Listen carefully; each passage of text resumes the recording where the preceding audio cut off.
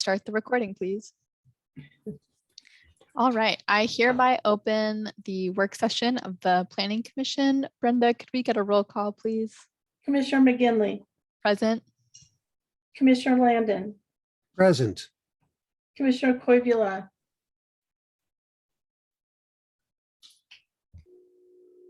no, Commissioner Gill, Present. Commissioner Bergen, Here. Commissioner Salzar, Present. and Commissioner Buck. Present. Perfect. We have one absent, Commissioner Koivula. And I can report that I know that he is planning to attend tonight. We communicated earlier and he was planning to be joining us at 6 o'clock for the work session. So something Okay. must have held him up. That's Commissioner Koivula. Correct. Okay, thank you. All right, the item on our work session agenda tonight is the Development Code Update Project update with Mark Rust. But before we kick that off, we'll go through our usual declarations of potential conflicts of interest. So I'll hand it over to Christina to give us that explainer. All right, as a reminder, a conflict of interest is any decision that could or would impact a commissioner's financial interest of their business, or financial interest of their family member or family member's business. For the code update project, commissioners can only have a potential conflict of interest. Because the commission's future recommendation to the city council isn't binding on the council, it cannot result in an actual conflict of interest. Commissioners with potential conflicts of interest must disclose the nature of the conflict and then can participate in the work session. One example of a potential conflict of interest related to the code update project is owning residential or commercial land in Springfield, because property values may be affected by the proposed code changes. Great, thank you, Christina. I will just call on each of the commissioners. I do not own property, so I have no potential conflicts of interest. Commissioner Landon. Potential conflict of interest because I do own property. Thank you. Commissioner Bergen. Potential conflict of interest, property owner in Springfield and a practicing real estate broker in Springfield. Thank you. Commissioner Buck. Potential conflict of interest is I do own land in Springfield and I write commercial insurance and personal insurance in Springfield. Thank you. Commissioner Gill. I have a potential conflict of interest as I own property in Springfield. Thank you. Commissioner Salazar. I have two potential conflicts of interest, one that I own property in Springfield and the other that I work for a residential real estate developer that operates in Springfield. Thank you. And I see a mic has come on. Is that Commissioner Koivula, perhaps? Okay, we'll just move forward. And if we see him, we will go back and have him declare his potential conflict of interest. And now I will hand it over to Mark, and then I think he'll hand it back over to me at a certain point, and we'll work through a straw poll of just doing a general gut check on how the commission's feeling about these draft code provisions. So here's to you, Mark. Thanks, Chair McGinley, and good evening, commissioners. Thanks for being here tonight.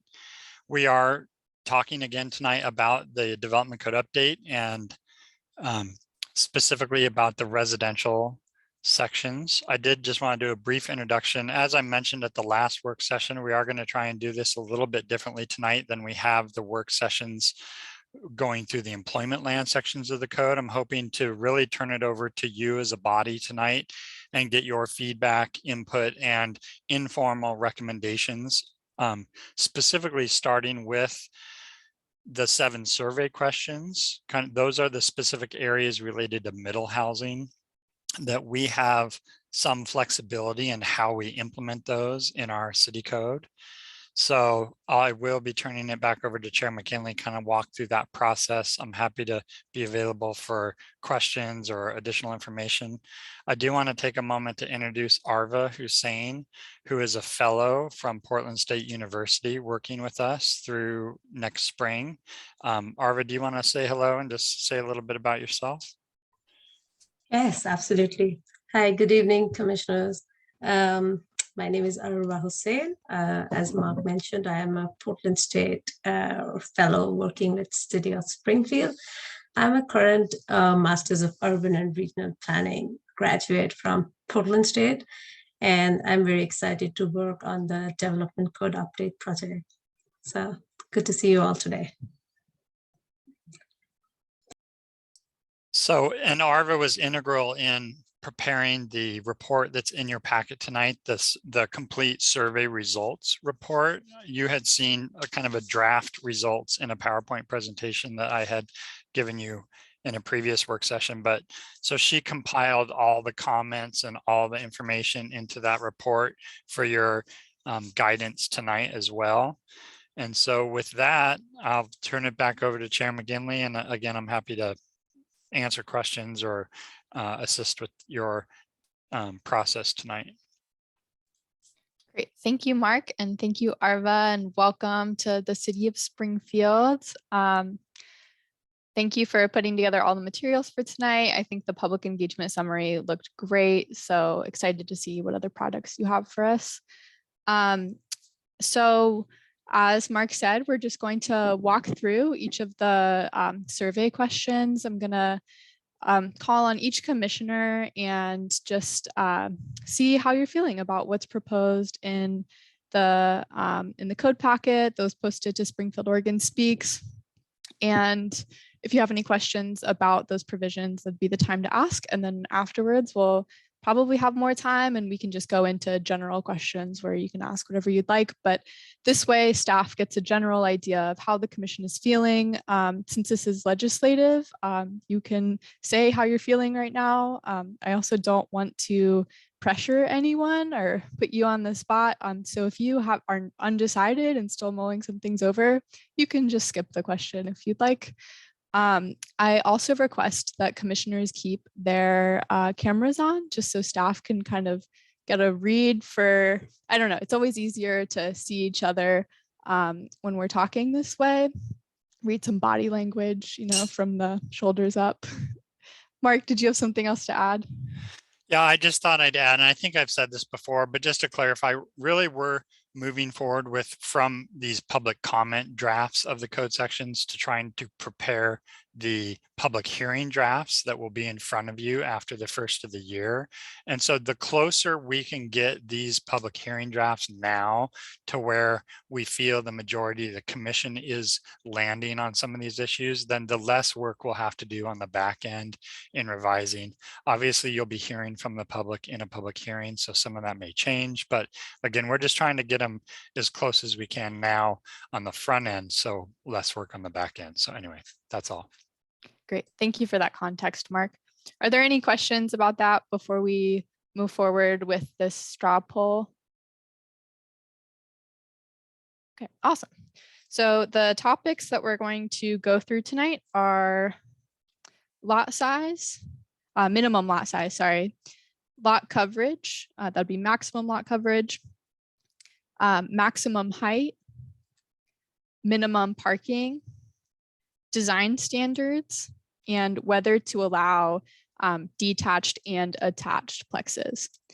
And then after that, we can go into other fun land use code topics. So the first thing we'll do is lot size.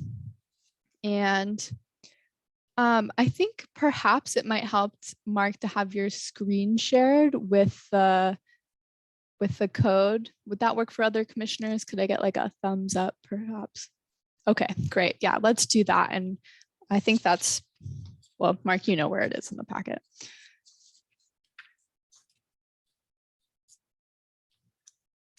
Yeah, so this is, I'll try and tie the survey questions or the topics that Chair McKinley is referencing to the actual sections of code. There may be a little jumping around, but, and so the lot size question really is specifically related to middle housing. And so it gets a little bit, I've explained some of this before, the difference between density versus lot size, but because the state rules around how to implement middle housing is very specific to lot size. Again, it's very prescriptive. These are really the lot sizes we're talking about tonight. mainly the 5,000 square foot and the 7,000 square foot for triplex and fourplex. Those are the main two lot sizes that we're really asking about. We have the ability or flexibility to allow less than that. We can't require a larger lot size than that. So that's kind of the area of the code primarily that this question is focused on. Great, thank you, Mark. And can you remind us what the largest allowable, it's always complicated, the largest minimum lot sizes for each of the housing types as per the Oregon administrative rules? Yeah, so basically again, I'll just, the middle housing types include duplex, triplex, fourplex, townhomes, and cottage clusters. So duplex, it doesn't specify a number. What it says is it has to be the same that we allow for a single family detached home. So here, and I think that's the number you're asking for, is that right, Chair McKinley, the lowest lot size number? So being that we're proposing to allow detached single families on 3,000 square foot lots, then we would also have to allow duplexes on that same size lot. So potentially we could vary this number. This number, as I've discussed before, is being proposed to be lowered from the current standard of 4,500 square feet. And the reason we're proposing to lower that number is to meet our density standard in our comprehensive plan, so we can actually achieve our maximum densities. It's basically not achievable today in our existing code. So then triplex, the 5,000 is the lowest, or the, let's see, yeah, the lowest versus the highest. That is the largest number we can have in terms of a lot size for a triplex. So we could allow triplexes on lots down to say 3,000 square feet as well, if we wanted, but we couldn't require a 5,500 or anything over 5,000 square foot for a triplex. And then fourplex is the 7,000. For townhomes and cottage clusters, it's a little different, and that's kind of why we included this density table as well. The rules are different specific to cottage clusters, and it's a little, I'm not sure of the rationale. I was actually on the Rules Advisory Committee, and I still don't understand the rationale, but this 4 units per net acre is the standard within the administrative rules for cottage clusters. So that's the numerical standard from state rule, but that translates in our mind to based on, so this lot size here is kind of reflecting that density, because there has to be, and again, I haven't looked in detail on these for a little while, so I might have to dig into the cottage cluster stuff a little bit more, but we're reflecting the most we can require under state law. And then townhomes, this 1,000 square foot is what's also allowed in state rule. There is some language that talks about whether it's an end unit versus a middle unit in like a row of townhomes. And there's an averaging of that too, but we try, part of the intent, our direction from City Council was to try and keep the code fairly simple as well. So some of this is an attempt to keep it fairly easy to use and straightforward. It could be more complicated. There's ways to do a little bit more with it and make it more complex, but that's kind of where it's at. I hope that answers your question. Great, thank you. And I will just note that Commissioner Cuevla has joined, so he is present. Commissioner Cuevla, we are going through and doing a straw poll of each of the survey questions to give staff direction for how to prepare the public hearings draft of the code. And before we get started, I will just ask you to disclose any potential conflicts of interest for the project. Yes, thanks. I don't know why I couldn't get in, but I finally booted it about 2 or 3 times, and the same link I was using finally worked. Yes, a potential conflict of interest being a landowner in Springfield. Great, thank you. I'm glad you're here. Tech problems are rampant this year. And so we're starting, the first thing that we're starting with is lot size and just how we feel about the lot sizes proposed. And as I'm sure you're aware, the lot sizes have a specific, they have a largest minimum that we can require per the state rules. So I guess I'll go down the line. And I explained to the rest of the commission earlier that if you don't feel comfortable giving input or you're not yet decided, please feel free to skip the question. So we can start with Commissioner Landon on lot size. As near as I can tell, it works out fine. I'll be honest, I have a hard time mentally picturing, well, what is 3,000 square feet versus 7,000 square feet? You know, might have, that gets me. That's just me, but I don't see a problem. I don't know, Mark, is that easy to explain? I mean, how do you visualize these things? Yeah, it can be a little tricky, you know, it just for some Square root. really round numbers, like what might be a standard, I don't know what standard is, but I'll just say a fairly average size residential lot might be 50 by 100. That's fair on the small side still. That's a 5,000 square foot lot. So then 40 by 100 is 4,000. Obviously the frontage could vary. It could be 50 by 80 or something. Anyway, I would say many of the residential lots that you see in typical neighborhoods in Springfield today are probably, and Commissioner Bergen might have a better sense of this, but maybe somewhere more closer to 6, 7, 8,000. So these are definitely small lots, and there's no question that it's going to feel more dense than some of the historical development patterns we've seen. Something that might help me, did Oregon model use these numbers from somewhere else that maybe we're familiar with? Okay, like I grew up part of my life in Chicago, and you know, does it, you know, something where it kind of looks like X? Yeah, and again, I was on the State Rules Advisory Committee for developing these rules to implement the legislation, and there wasn't really any other jurisdictions looked at. I think these were just kind of, if anywhere, I would say Portland was maybe used as a model, but kind of what felt practical. I would say these are kind of getting towards industry standards of more dense development, for lack of a better way to explain it.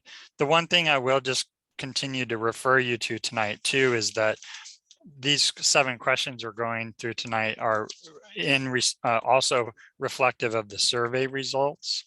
So for instance, I'll find the question in your survey results report, but I think this lot size question in that report tonight is question number 2. So you can see the survey results in the question number 2 from tonight about this 5,000, 7,000 is kind of split between through the spectrum of allow versus encourage and maximize. And I'm happy to chat more about that too, but wanting to just refer you back to the community feedback on these topics that we have received as well. Appreciate that. Thank you. Thank you. And I just have one point of clarification. I went into the Oregon Administrative Rules minimum standards, and it looks like the largest minimum lot size for townhouses is 1,500 square feet. And so the 1,000 square feet is smaller than that. I may have, there is some difference between the minimum standards in rule and then the model development code that the state has provided. Some of these provisions I could have taken directly out of the model development code. And so thank you for that clarification. Thank you. Okay, we will move down the line. Commissioner Quivola. Yes, thank you, Chair.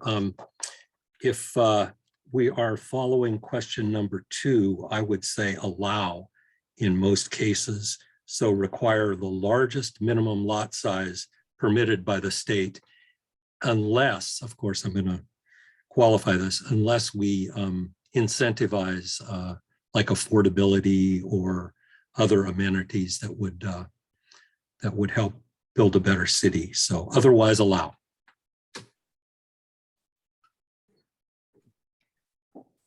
And Commissioner Quivla, does that, do you have comments on the minimum lot size being reduced for single unit dwellings and then therefore duplexes? Or are you just commenting on the triplex and fourplex sizes? Basically, I was commenting on fourplexes and triplexes, but I think cottage clusters, I think that could be smaller. And single family homes to a certain extent, I think. Again, I think some of these things have a little bit more nuance. Like if one were to create a new subdivision and propose a smaller lot size, I think that might be just fine. But to, divide up, say you've got a 6,000 square foot lot in an existing area of homes, to divide that into 3,000 square foot lots, to me is not, I wouldn't find that a good thing. Thank you. Great, thank you. Commissioner Gill.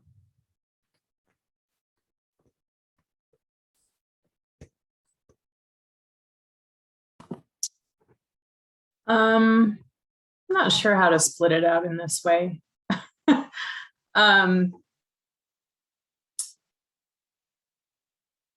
I think that I lean toward the allow. I'm trying to remind myself throughout this process that because people can build in this way, it doesn't mean everybody will or will want to. But I also want to think about the future.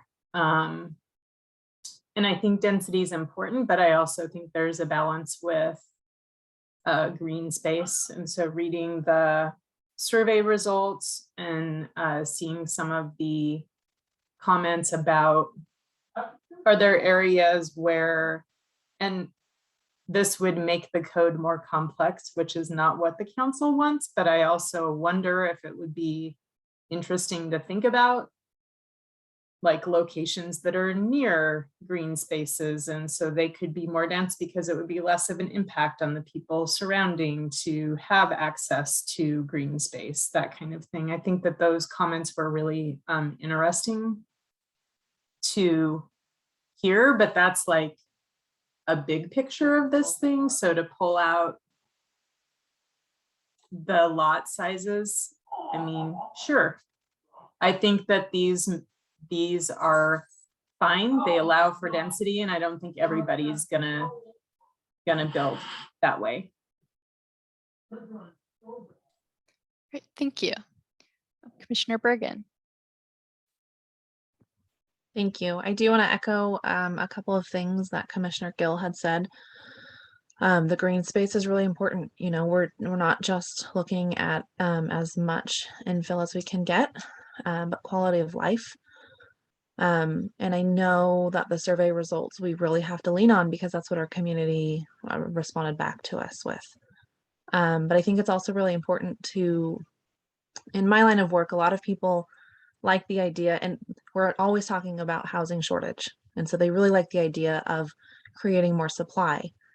And when they're, in my experience with other surveys, when they're surveyed and, questions like what we have, yes, it sounds great. We want more infill.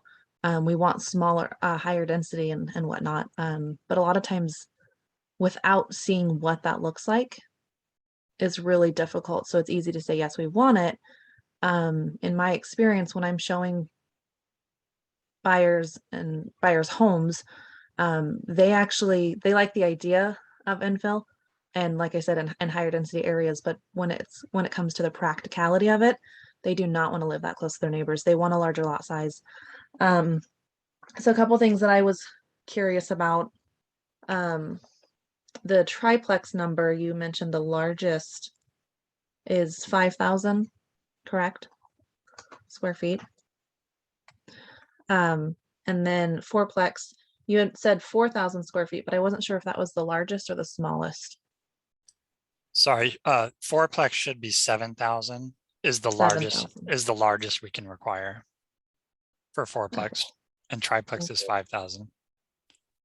Okay, so then my question, and I know that you and I have talked about this in probably at some point last year, was the cottage cluster. I know that they have different requirements and whatnot. And I had mentioned a few times, like, or questioned, what is the potential, because they are standalone buildings, what is the potential of them eventually being able to be subdivided and be on their own lot? Because if that is the case, and we have cottage clusters potentially mimicking the 3,000 square foot minimum, if we had however many, 3 or 4 on there, and then they subdivided, if they could in the future, whether a current law allows or future or statute allows, or if that's going to be something in the future, if all 3 of those subdivided, now they're on a lot size of 1,000 and they're below the single unit threshold of what we have. And so that's what I would be a little cautious about of the cottage clusters, just on the gut reaction of making sure that making sure there's not unintended consequences, that on paper it looks great, but if in the future they are able to subdivide and be on their own tax lot, then do we have units that used to be considered part of a cottage cluster that are now sitting on a smaller piece of property than what someone is allowed to go and build? So just something that I am having a hard time wrestling with. And I have a lot of other thoughts that are just floating up in the air, and I'm trying to grab them down so I can share with you guys how I'm feeling, because this is a line of work that I'm in, and constantly, like I said before, people like the idea of it, but when it comes to purchasing property, they are not wanting to be on small property. So it'll be great for investors that are able to invest in our community and build more homes. But when it comes to the homeowner, a lot of the homes that were built mid 60s, mid 70s that have right around quarter acre lot, I think that's more, it's tough because we want the growth and we want roofs over, that's what we want, is the number of roofs. But we also, like I said before, want quality of life. And Commissioner Landon, I do want to share with you that even though I'm in these numbers all the time, I often think in in acreage and not square feet. So when I look at this, I'm just like, okay, now what size is that again? Because I too am thinking in square feet, or excuse me, acreage. So hopefully that wasn't too much and too all over the place to where you guys are just like, what is she talking about? But those are my thoughts for the moment. I know that I have a lot more, but hopefully that'll spark something in someone. Mark, did you want to say something? Yes, please. And just a quick piece of information I've shared before, but to respond to some of Commissioner Bergen's comments, and that is, since House Bill 2001 was implemented, there's even more newer legislation from the more recent legislative session, Senate Bill 458, which is the Middle Housing Land Division legislation. So in the rules implementing House Bill 2001, there was flexibility allowing us to permit cottage clusters to be on their own lots or not.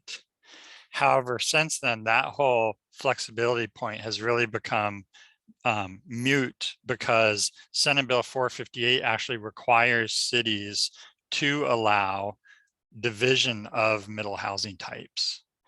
So regardless of the middle housing type, whether it's duplex, triplex, fourplex, townhomes are already each on their own lot, or cottage clusters, we now will also have to be building into this code and allow all of these middle housing types to be divided on their own lots. So just using the, say a duplex as an example, we have to allow a duplex on, say, the 3,000 square foot lot.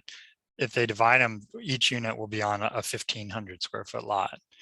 Or the largest lot size of triplex at 5,000, if you divide the 5,000 by 3, then whatever that number comes out, I can't do math in my head anymore, but that is a much smaller lot size than the smaller allowable size for single family homes. So anyway, that is going to be part of the new reality under these legislative rules. So anyway. Mark, I have a follow-up question, and then Commissioner Bergen, I'll throw you in the queue. Am I correct in thinking that the Senate Bill 458 is middle housing lot division solely for the purpose of ownership, and that cities may require or may impose that restrictions saying that those lots do not have additional development capacity, and the parent lot standards always must meet those development code standards of the middle housing lot standards? I think that's fair how you characterize that. Yes, yeah, that's my understanding. Great. Commissioner Bergen? Thank you. Just a follow up to Senate Bill 458 as well. If we've talked about the different types of how we can get to a duplex, and one of them is a stacked duplex. And so with Senate Bill 458, when the top unit wouldn't be touching ground, I'm just curious how that would look like to have its own tax lot. Yeah, so in that case, I don't think it would be allowed. The way I think it's the rules were made for that legislation. I'm not sure. I think Christina maybe, or I know Sandy, we provided some pretty intensive comments, and I now remembering back, I think it was Sandy was involved with that, but it really has to be 1 unit per lot. So the stacked idea would have, if somebody wanted to sell those, it would have to really probably be a condominium type of situation rather than each unit on their own lot. So I think it would have to be by the footprint to actually create lot lines. Christina, can you confirm that? Or that is my read on the bill as well. I think we might see if, as it's implemented, if someone tries to challenge that, or that idea that it's still on the ground, it's still a land division, and so that's like literally dividing land. So I agree. I think it's not explicit in the rule directly, describing the situation that you're talking about, but I think that's what it means. The condominium approach remains an option. I would note that I think the way that the bill is written, it is only 1 per, so you couldn't have, say, I would not read it to allow, if you had a 4-plex that were stacked, so you 2 on the bottom and 2 on top, you could not use this bill to divide that into 2 lots and condominiumize within each of those 2 lots. I think that would be outside the scope of Senate Bill 458. So I think it really is talking about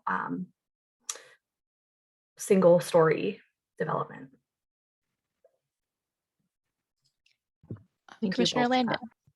Christine actually just answered one of my questions, because the assumption usually is when you get higher density, you're going vertical. You're really kind of talking about like a lot of what Eugene has done. And I don't necessarily object to that.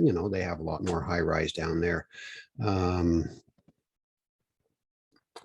I think these things, we're kind of just arguing process, because the requirement to get the higher density is set in stone by state law, is it not?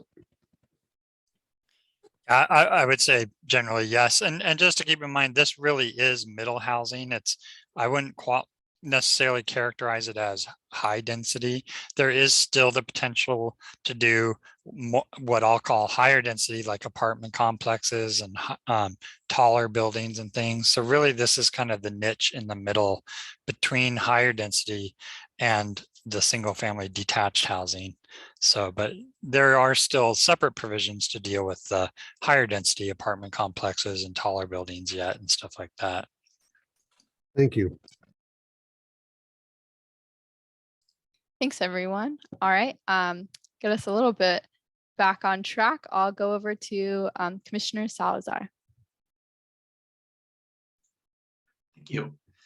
So I think you'll find with a lot of my responses for these survey questions that I'll lean towards the maximize option, in that I do believe that we should be giving developers the option to be creative with how land is developed. And we are in a housing crisis, and we don't have enough housing. Our community is going to continue to grow, and outside of expanding the urban growth boundary, there's not a lot that we can do. We have a fixed amount of buildable land. So we have to make do with what we have in terms of buildable land. I don't think that we necessarily have to think about maximizing density in terms of it coming at the cost of livability standards or green space. It doesn't mean that we're going to be plowing over parks to build duplexes. It just means that we're trying to maximize, give developers, I think the allow option would give developers the most options with what they can do with the land that becomes available to develop. And I also don't think, I think the density happens around the margins. That's the whole reason for this bill, right? So it's not like the developers are going to be demolishing all of the single family homes in Springfield either and replacing them with duplexes or triplexes. But I think giving those options, as Commissioner Gill said, doesn't mean that developers will necessarily be taking advantage of those options. It maybe is not feasible to build a triplex on a 3,000 square foot lot, but at least being less prescriptive so that developers can be more creative is what I would like to lean towards. Thank you, Commissioner Buck. Thank you, Chair. So I definitely am in line with the comments earlier from Commissioner Gill and others around the green space. I feel like those are important considerations. When I look at the numbers and I also think in terms of acreage, and so the square footage threw me off. So I did some quick math to figure out kind of what that would look like. And at 5,000 square feet, you're roughly 1/8 of an acre, if I did my math right, which is subject to debate, I suppose. I also think that the ripple effect for density is something that's on my mind as well. So how that affects zoning for schools and other things is something that's kind of on my mind as well. Because as Mr. Salazar just said, you know, what we have existing isn't exactly going to get replaced, but then as there's new development and we increase the density, how does that get balanced out? And so those are things that I'm wondering about. I don't necessarily know that I have answers for those things, but those are issues that are coming to my mind. I would hesitantly say that I lean towards allow, because I do appreciate you know, giving developers the flexibility. So I don't know, those are some thoughts that I have around it, and that's kind of where I think about it, and also kind of in line with what Commissioner Bergen was saying. You know, the idea of being able to increase the density and do those things on paper sounds good, but the reality of, do I want to buy a house that my kids really can't play in the yard because there really isn't much yard to play in, or do other things like that? Those sorts of realities really hit home when you're in those smaller lots. So, and the idea of a duplex on a 3,000 square foot lot seems hard for me to imagine just how small that would be. But that could be a conceptual thing for me. So I think when we're looking at the 3,000 square foot lots, those seem pretty small to me. But you know, I also understand that providing the range doesn't mean that they're all going to be 3,000 square feet. There's a minimum and a maximum. but that seems pretty small to me. You know, again, and again, I heard what you said, Mark, around where we're at right now. We have to pull back from that. So I'm not sure that that's probably exactly what you were looking for, Commissioner McGinley, in a response. Those are the thoughts that I have. If I was to put, you know, my vote in, I would probably be for allow. But those are the things that are on my mind with regards to this. That was exactly what I think staff was looking for. So thank you, Commissioner Buck. I will round us out for this first question. I tend to concur with Commissioner Salazar and go towards the maximize approach. And I'll explain why. You know, part of this is I'm the only renter on the commission. There's nothing wrong with being a renter. I have no student loans. Very fortunate with that. I make above the area median income, and owning a house in Springfield is impossible. It's impossible for me right now. And so I am just pro housing all the way. It should not be this way. The housing market is crazy, and it's not going to get any better unless we make some decisions that improve it for the generations to come. These are also really long-term decisions. After the city of Minneapolis allowed fourplexes by right in their city in all residential areas, 4 were built in 1 year.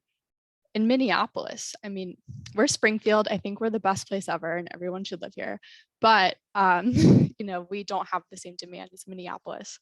My second reason that goes, I guess, more directly to lot size is I don't care how many units are on a plot of land. So if the lot coverage is the same for all of the units and the setbacks are the same for all of the units and the height the same for all of the units, why do we care what the minimum lot size is? So I grew up with a family. At my mom's house, there were 6 of us.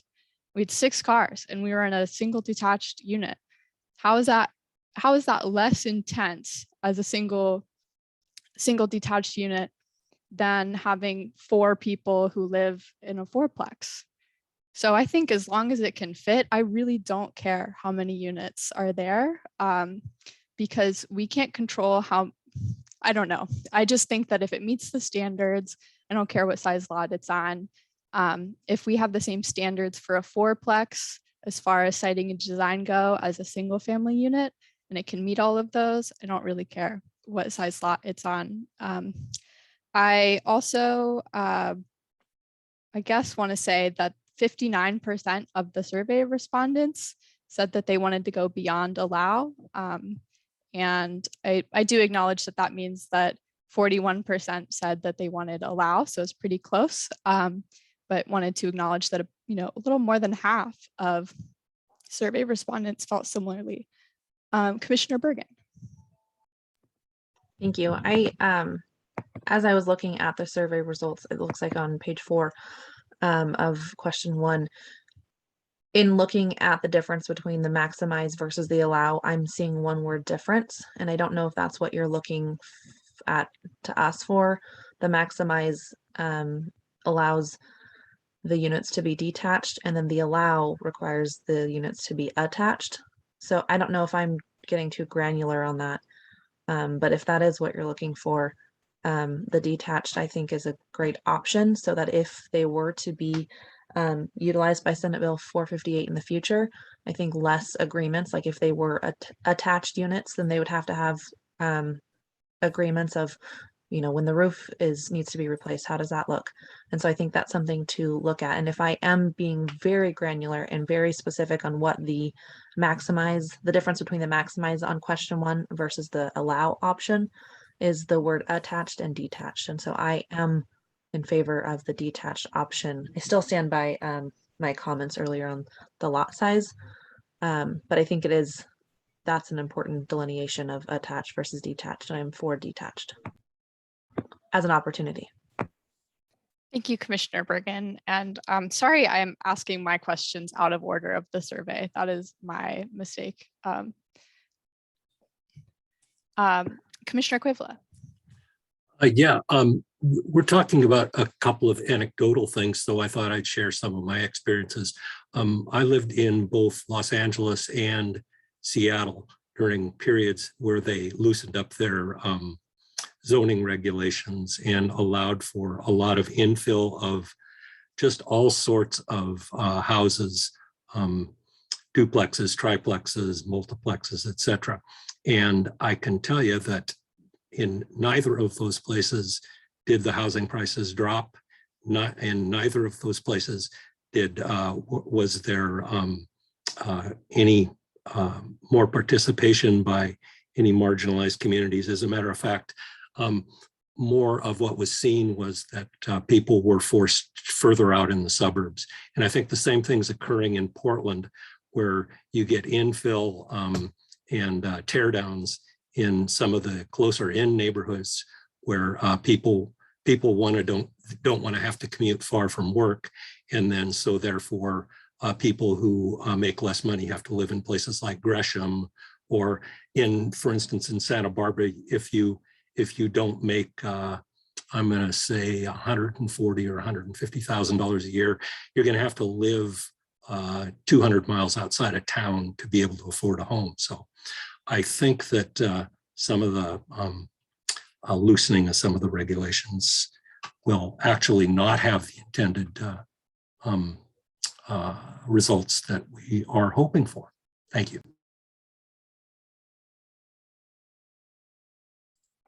Thank you, Commissioner Gill. So that leads me to Commissioner Quivla's comments and Commissioner Salazar's comments lead me to a couple of thoughts. One is, one of the things that I like about the maximize or all of the middle housing language is that it actually can be an opportunity for a not developer to develop some housing, some additional housing. And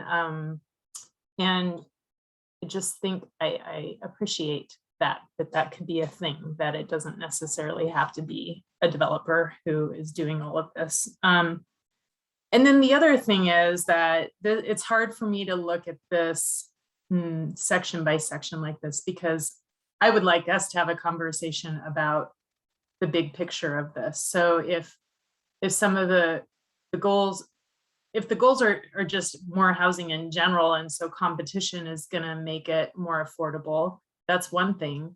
Or is it certain types of housing and certain costs of housing that we want? And so maybe, is there a way in the code to like maximize for that kind of housing?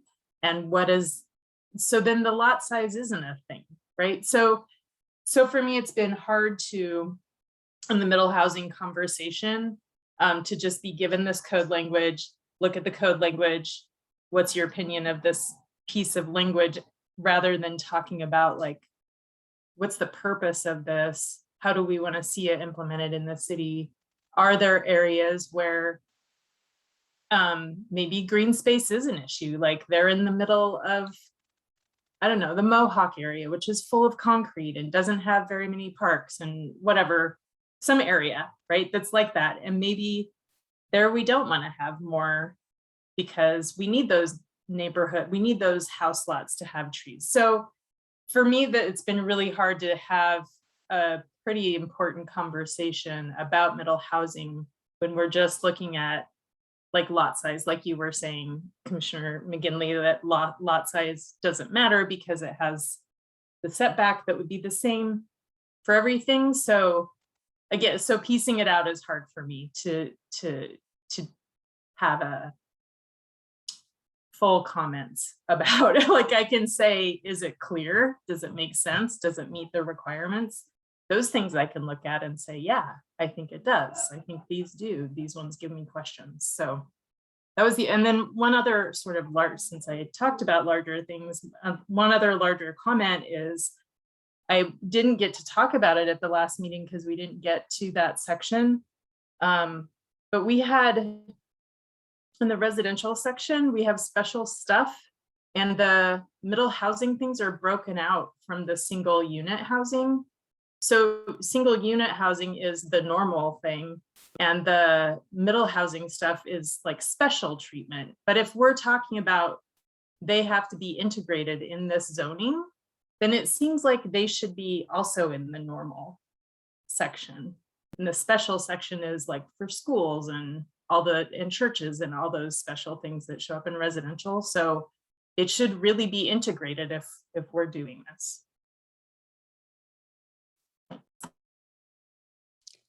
Thank you, Commissioner Gill. Mark. I appreciate the comments, and specifically to Commissioner Gill, some of the formatting thing. I think to me that's a overarching kind of formatting question that I can partially look at. I think there could be an opportunity to integrate. I hadn't thought about it that way, so I appreciate that perspective on it for sure. I'll just note that we're already at 9 minutes to 7, so we've taken about 50 minutes to talk about one question. Hopefully we won't need an hour per question.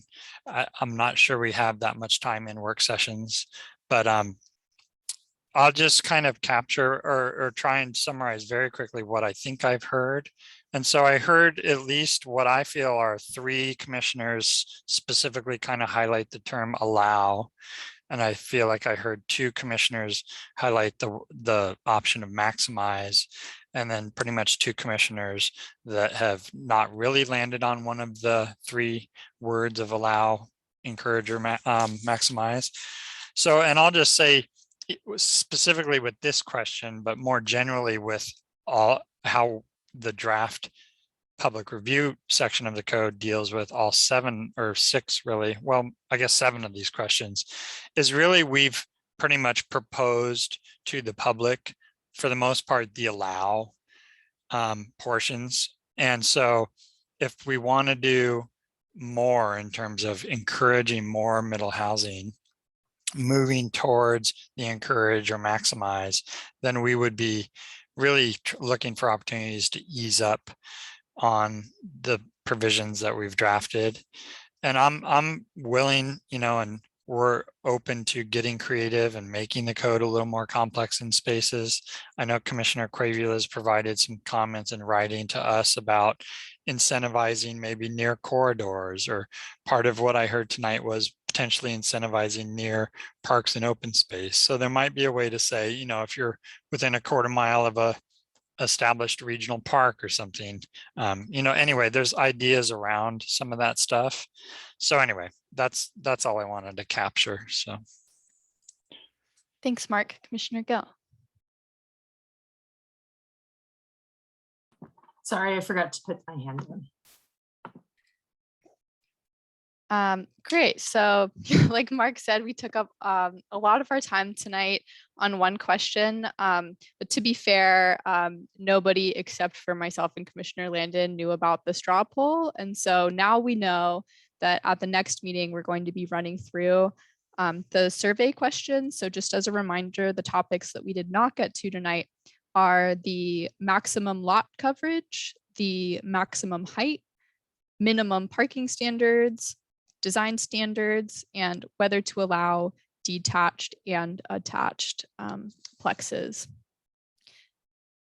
Mark, hopefully next time we run through a little faster, and this is how the sausage gets made. This is the time where we're seeing the code in front of us and things are exciting, and so I understand that there's a lot of feelings and wanting to get it right. Sandy. Yes, I just want to encourage the commissioners to take the time and read through all of the sections of the residential code. As Commissioner Quavila has done, he's identified some areas where he would like commissioners to have a discussion. So if there are topics beyond these middle housing topics that you think it's worth having the commission discuss, or places where you see a strong reason to deviate, if we could get those to Mark and Arva, then they can prepare for those discussions with you and tell you in advance what those topics would be, so that you all will be coming into the work session prepared and we can move through the material. Great. Thank you, Sandy. We have about 5 minutes left. Are there any other questions, topics you'd perhaps like to highlight for commissioners to discuss in the future? Commissioner Cuevla, I had a feeling you would raise your hand. Yes, I was looking through the code as related to, and I expressed this to Mark earlier too, but looking through the code related to mixed use. And I noted that the code only allows mixed use in 2-story and greater. And I was wondering, in the right kind of development with, with the right kind of design, why we couldn't very well have a really good mixed use development that was a 1-story. That, say, for instance, had access off of one street for the residential part and real good separation between along the building line between the residential and the, say, office space, and why we couldn't do a 1-story. So just something to think about, a way to perhaps get more housing at less cost. Thanks. If I could just clarify, Commissioner Cravula, is that in regard to the residential code or more the commercial code sections? Mixed use, Mark. Okay, and we do plan to tackle the mixed use code sections in phase 3 of the code update process. So those discussions will be yet to come, I would say. So I appreciate that. Okay, a heads up then. Do you have the code site for that? Because I think we do allow horizontal mixed use that you're describing in some areas. So I would just want to look at where you're finding the language that's concerning to you, because I'll look at that. Believe I sent it to Mark, so he could, Okay, he could I'll probably just share it check with with you. Mark. Thanks. Okay, I don't thanks. have it in front of me. All right.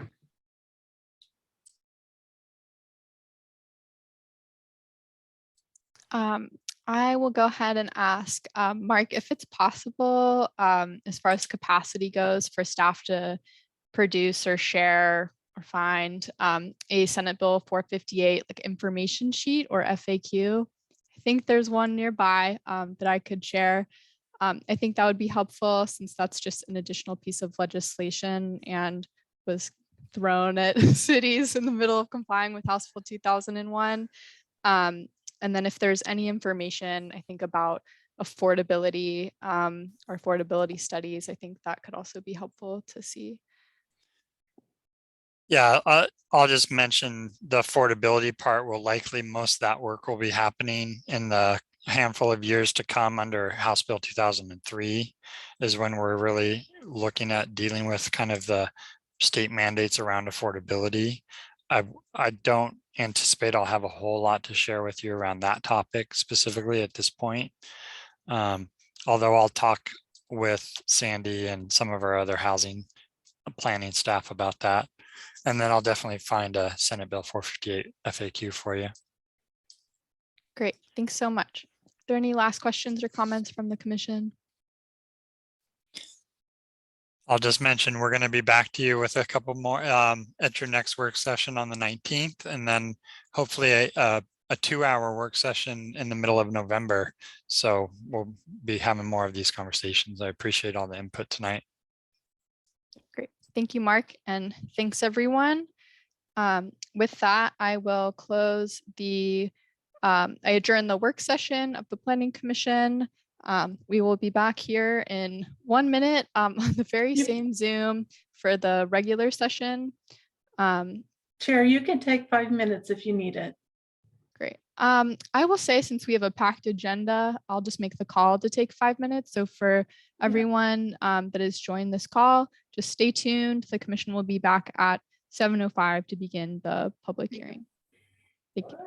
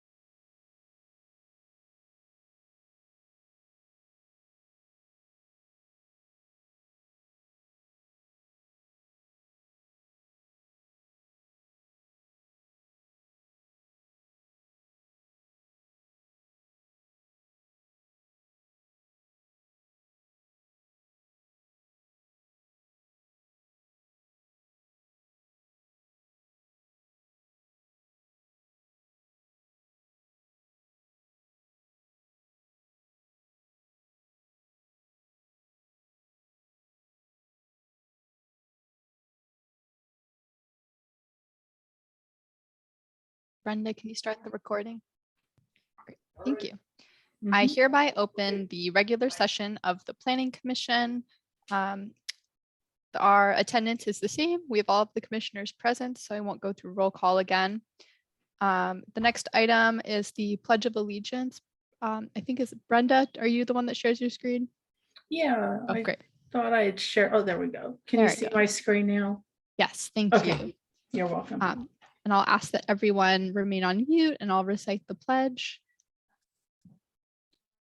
I pledge allegiance to the flag of the United States of America and to the republic for which it stands, one nation, under God, indivisible, with liberty and justice for all.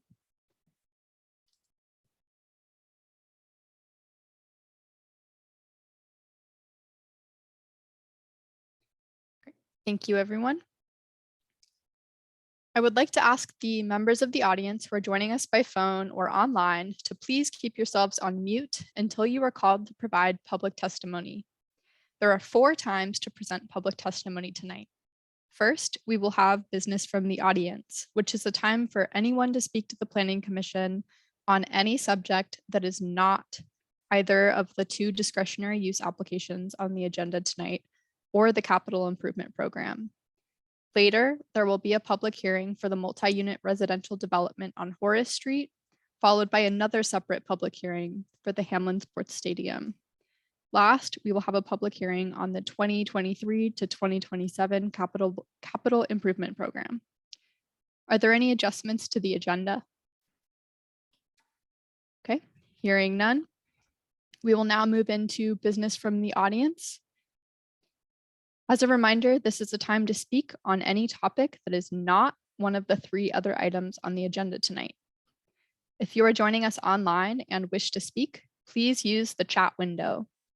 Please send a comment to the host with your name, mailing address, and the subject you would like to speak about. You can select the host only at the bottom of the chat window. Please do not use the chat feature for any other purpose during the meeting. I will call on you when it is your turn to speak. For people calling in by phone, we will announce a time for those on the phone to speak. If you do not wish to speak, just state that you do not want to speak. Brenda, do we have any folks who would like to provide comment for business from the audience? I have received none. Okay. Chair, would you like to do a roll call for the public hearings? Yes. Commissioner McGinley, Present. Commissioner Landon, Present. Commissioner Gill, Present. Commissioner Coivula. Here. Commissioner Bergen, Here. Commissioner Salzar, Present. and Commissioner Buck. Present. Thank you, Brenda. Yeah. Okay. We will now move on to our next agenda item, which is the discretionary use application for multi-unit residential developments located on 2 adjacent sites on Horace Street. That's case number 811-221-000196-TYP3. And I'll hand it over to Christina, the city attorney, for the quasi-judicial statement of legal rights. Thank you, Chair. The role of the Planning Commission is to conduct public hearings and to make decisions about land use matters in Springfield. In making those decisions, the Commission must apply the law of Springfield that existed when the application was filed and cannot vary from or change that law. Members of the Planning Commission are to be unbiased. Before the start of the hearing, members of the Planning Commission will state whether they have any conflicts of interest, such as family, financial, or business relationship with any of the applicants or with regard to the land in question.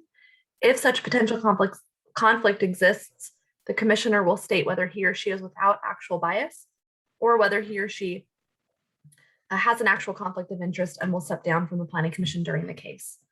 Planning commissioners will also state whether they have discussed the application in question with any of the parties or have any independent knowledge of relevant facts, such as from a visit to the site in question. If any of the planning commissioners have had such contacts, they will disclose the substance of that contact. If a planning commissioner has independent knowledge of relevant facts, the planning commissioner will summarize those facts. During the time for public testimony, a witness may challenge the impartiality of a planning commissioner and may rebut the substance of a planning commissioner's knowledge of the facts. The commissioner in question may respond to such a challenge. A copy of the procedures and agenda for tonight's hearing and copies of the staff reports have been posted on springfieldoregonspeaks.org. Any person with an interest in tonight's hearing may offer relevant oral or written testimony or both. To preserve your right to appeal the decision to the City Council and ultimately to the Land Use Board of Appeals, you must testify orally or in writing before the Planning Commission closes the written record. If you want the Planning Commission to consider your testimony, you must testify. Sorry, I said that already. Before the Planning Commission closes the record, you must raise an issue clearly enough so that people can understand what it is and offer evidence in support of it, or else you cannot raise that issue on appeal to the Land Use Board of Appeals. If you are the applicant, you must raise concerns about any conditions of approval clearly enough to allow the Planning Commission to respond to preserve your right to seek damages in circuit court. If you feel you need more time to prepare evidence or testimony for the Planning Commission, you can ask the Commission to hold open the record or to continue the hearing. You must make the request before the chair closes the public portion of the hearing. If the Planning Commission holds open the record, you can submit additional written testimony and evidence into the record before the Commission makes the decision. If the Planning Commission continues the hearing, then oral and written testimony, including new evidence, can be offered at a future hearing.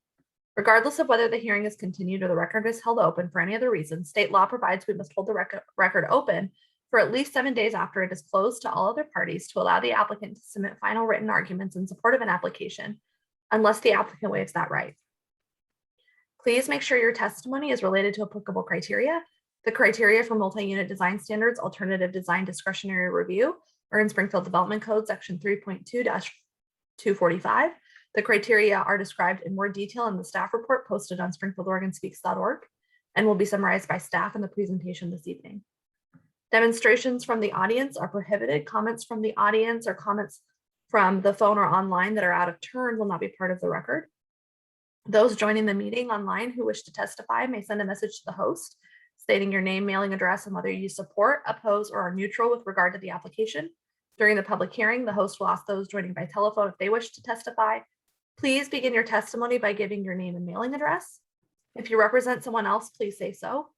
If you have any exhibits you want the Planning Commission to consider, such as a copy of your testimony, photographs, petitions, other documents, or physical evidence, please email it this evening to Melissa Carino, and her email address is mcarino@springfield-or.gov before the written record is closed. I will also post that in the chat box. Chair, it is now appropriate to open the public hearing and ask if any planning commissioner wishes to declare any potential or actual conflict of interest, any ex parte contact, or independent knowledge of relevant facts. Thank you, Christina. Sorry about that. Thank you, Christina. I hereby open the public hearing and I'll call on the commissioners one by one to disclose ex parte contacts, conflicts of interest, or independent knowledge. I'll start with myself. I have no ex parte contacts and no conflicts of interest. Commissioner Landon. No conflicts of interest, no ex parte contacts. Thank you. Commissioner Quavala. No ex parte contacts, no conflict of interest, and no independent knowledge. Thank you. Commissioner Gill. I also have no independent knowledge, no conflict of interest, and no ex parte contact. Thank you. Commissioner Bergen. No independent knowledge, no ex parte contact. I suppose a potential conflict of interest being a realtor in town, but nothing to my knowledge in the future. Thank you. Commissioner Salazar. No knowledge of the site, no ex parte contacts, and no conflicts of interest. Thank you. Commissioner Buck. No ex parte contact, no prior knowledge of the site, and no conflicts of interest. Thank you, everyone. Are there any challenges to the impartiality of the commissioners? Okay, hearing none, I will hand it over to Melissa Carino for the staff report.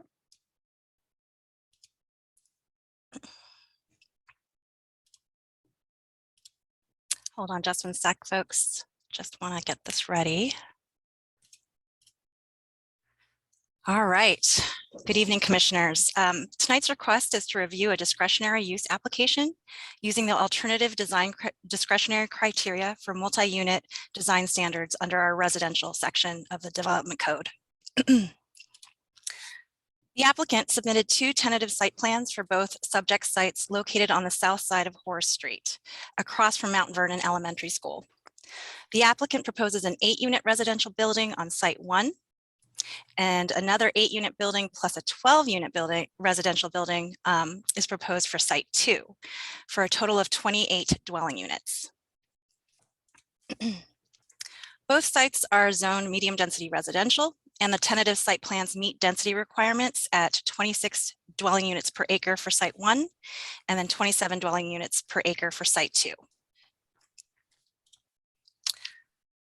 This is the tentative site plan for site 1. There is a single 8-unit building located on the east side of the parcel and the associated parking lot on the west side. And this is the tentative site plan for site 2. There is another 8-unit building on the east side of the parcel, and then the 12-unit building is on the west side, and associated parking is between the buildings.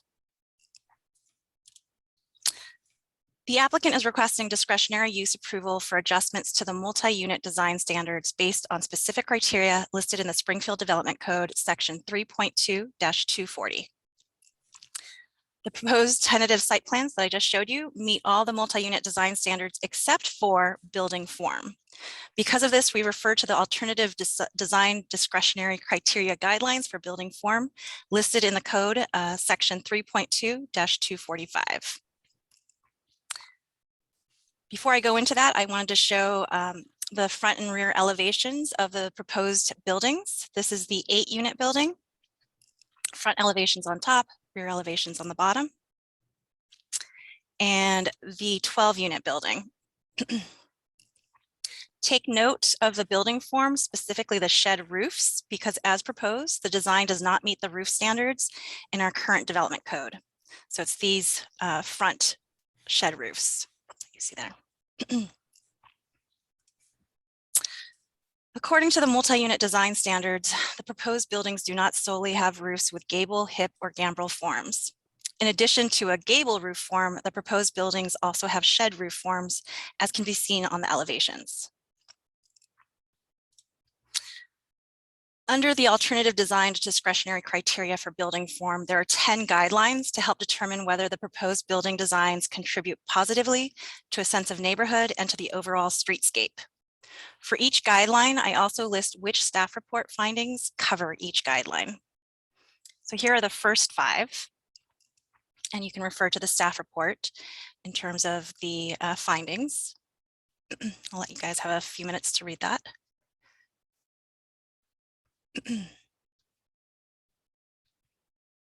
All right, and then moving on to the other 5.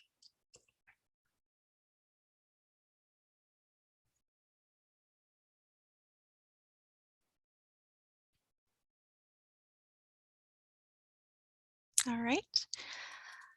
I'll end my presentation with the elevations of the proposed buildings again.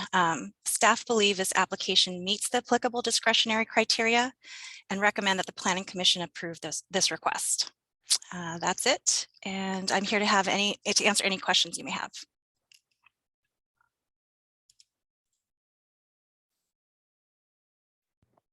Thank you, Melissa.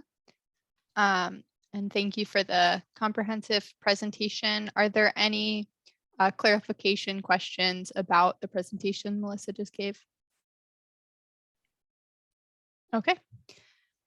Seeing none, we will now move into, so sorry, I have too many documents open. We will now move into testimony. So we will begin with testimony from the applicant.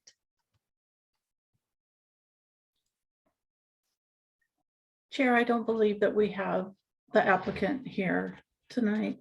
Is that correct, Melissa? I thought I saw Derek Westover earlier. Is he I still on? Yeah, hi, I am here. Okay, there you are. We agree with Melissa's report there. Mostly, I don't know that these are true shed roofs. These are more like half gable roofs is another way to look at it. A true shed roof would be turned 90 degrees, actually, in our opinion. But I think this is a design that is very common. I think that the Planning Commission has actually approved this on other projects. I've seen a couple out in Thurston recently built like this. And we just think this is a more modern design and will really add to the neighborhood. So we're hopeful that the Planning Commission will also see this as an attractive alternative and approve it. Thank you. Thank you, Mr. Westover.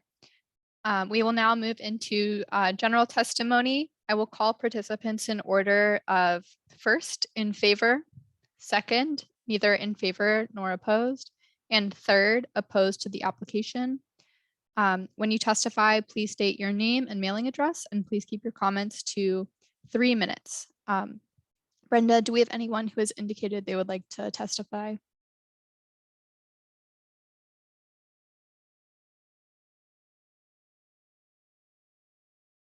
Okay. And if you are on the phone, please unmute yourself now and state your name if you wish to speak.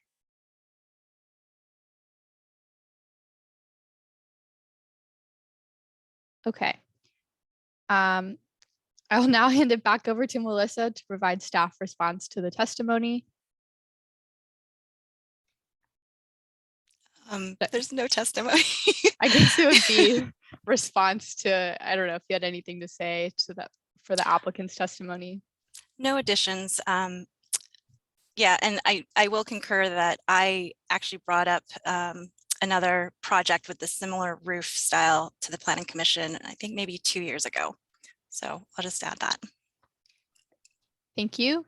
And the applicant always has the last word, or is there any rebuttal here? No, I don't think so. Thank you. We will now move into Planning Commission questions to staff or the applicant. Are there any questions from the commission? Commissioner Landon? I was going to ask, what about the shed room doesn't meet standards, or did I mishear something? That's quite possible. So no, actually our current development code does only specify specific roof forms, which is the gable, hip, and gambrel, and they do not list shed roofs. So that's why it's not meeting the development code standards. Okay, thank you. Mm-hmm.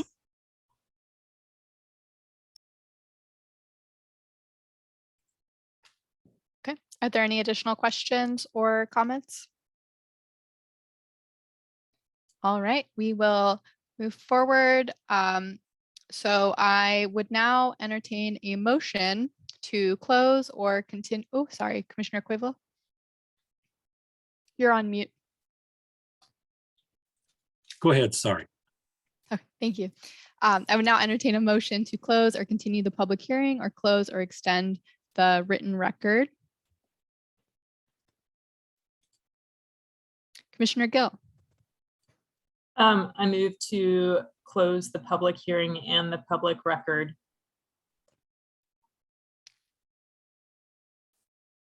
I'll second. Motion to close the public hearing and the public record made by Commissioner Gill, seconded by Commissioner Salazar. Brenda, could you lead a roll call vote, please? Yes, Commissioner McGinley, Aye. Commissioner Landon, Aye. Commissioner Gill, Aye. Commissioner Koivula, Yes. Commissioner Bergen, Aye. Commissioner Salazar, Aye. and Commissioner Beck. Aye. Motion carries unanimous. Is there any discussion of the application, or are we ready for a motion? Commissioner Quivel? Yes, I'd like to say that I think it's in our interest as the city to really look seriously at what I'd call these aesthetic standards, because I found the design quite attractive, and it kind of pains me in a way to see the hoops that the applicant had to go through to get through with this. There's a number of other instances I could mention where I think the standards do not fit in all cases, and I'd like to see flexibility or perhaps a little common sense. I know we need to be clear and objective in our standards, but the aesthetic standards to me are something that need to have a real serious look taken at. Thank you. Thank you, Commissioner Cuevila. Commissioner Salazar. Yeah, I'd just like to echo what Commissioner Cuevila just said. I agree that I hate to see applicants go through additional hoops that they don't have to. And I believe that the shed roof form is something that we're increasingly seeing in design and in these sort of units, and will just become more popular. So I would like to see this added, if it can be added to the design code. I would love that. Thank you, Commissioner Salazar, and I concur with you and Commissioner Cuevila. I prefer that our housing standards be clear and objective, and these design standards are very, very subjective, using words like attractive or compatible. How do you measure that? So I appreciate that there's housing proposed to be built within walking distance of a school and some commercial, and appreciate the work put in by the applicant and staff on this. I'm seeing no additional hands. Is there perhaps a motion? Commissioner Landon. If I can get this right, move to approve the discretionary use application for multi-use residential developments located on 2 adjacent lots or sites on Horace Street, identified as Assessor's Map 18-02-05-23, tax lot 202 and 204, case number 811-21-000196-TYP3 at TYPE 3. I'll second. Motion to adopt the order approving the alternative design standards discretionary use application that is in the agenda packet as attachment 1 for this item, made by Commissioner Landon, seconded by Commissioner Gill. Is there any discussion? Okay, Brenda, could we have a roll call vote, please? Commissioner McGinley, Aye. Commissioner Landon, Aye. Commissioner Gill, Aye. Commissioner Cuevila, Yes. Commissioner Bergen, Aye. Commissioner Salazar, Aye. and Commissioner Buck. Aye. Motion carries. It's unanimous. Thank you, Mr. Westover. We will now move on to our next agenda item, and that is the request for discretionary use permit and site plan modification for a proposed sports stadium at 326 Centennial Boulevard, case number 811-21-000168-TYP2 and 811-21-000169-TYP3. And I'll hand it back over to Christina Kratz, City Attorney, for another quasi-judicial statement of legal rights. Thank you, Chair. And I believe everyone who is on the meeting now was on earlier. So I am going to just give a brief overview and repeat a few of the things that are most critical. This is also a quasi-judicial public hearing. And so the statement that I read for the prior hearing also applies to this hearing with some exceptions, as I'll explain. A copy of the procedures and the agenda for this public hearing and copies of these staff reports are also posted on springfieldoregonspeaks.org. And again, any person with an interest in this public hearing may offer relevant oral or written testimony or both. If you want the Planning Commission to consider the testimony and to preserve your right to appeal the decision to the City Council and Land Use Board of Appeals, you must testify orally or in writing before the Planning Commission closes the written record.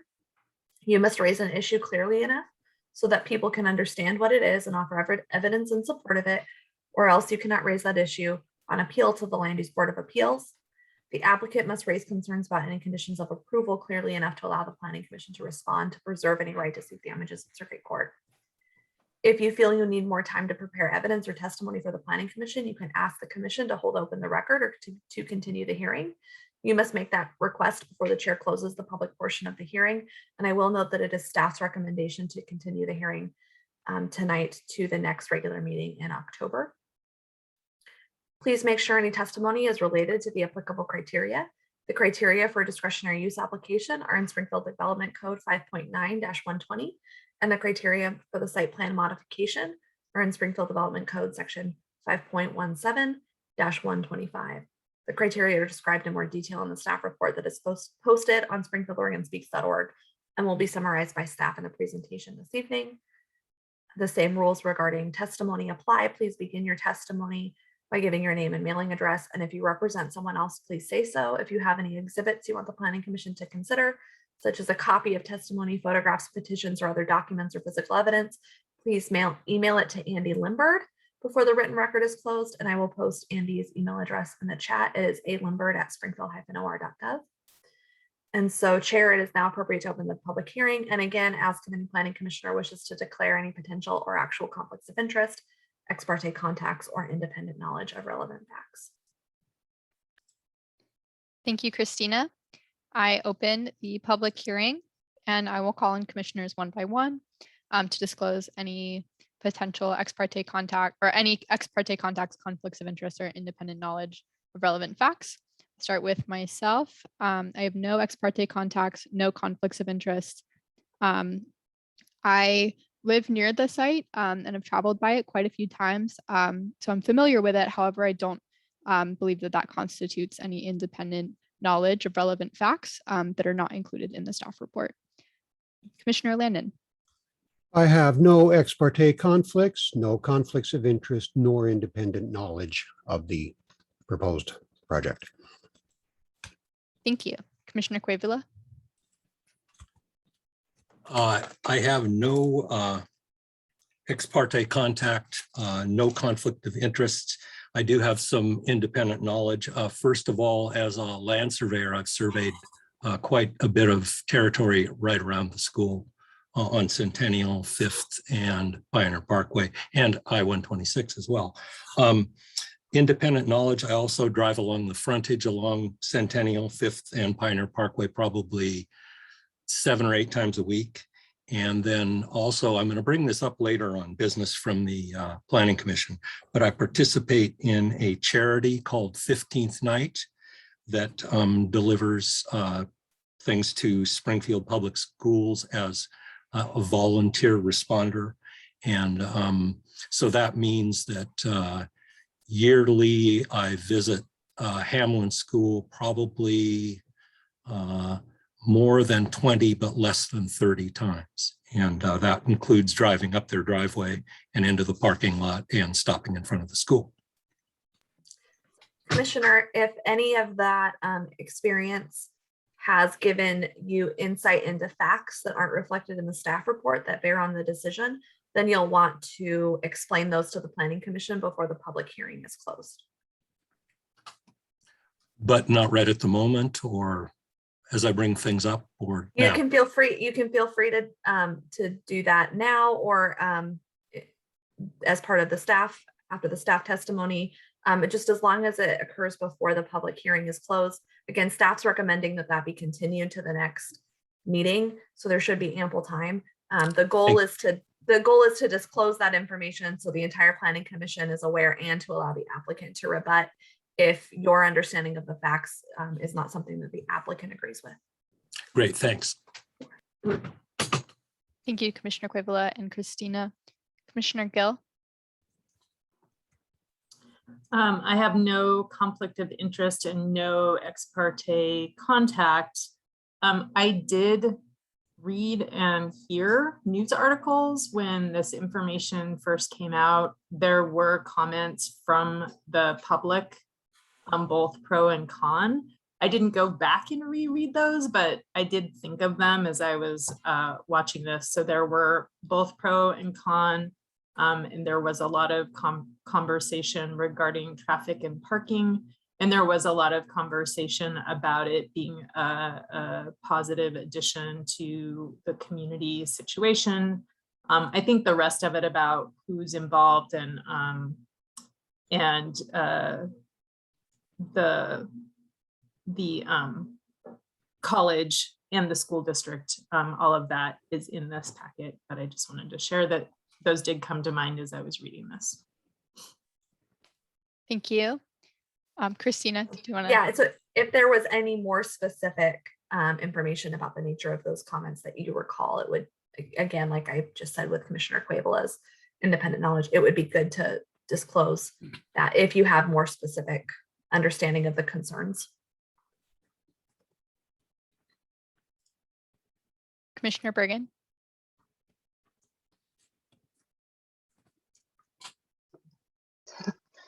No ex parte contacts, no conflict of interest, and the only independent knowledge I have is driving by that several times a week as well.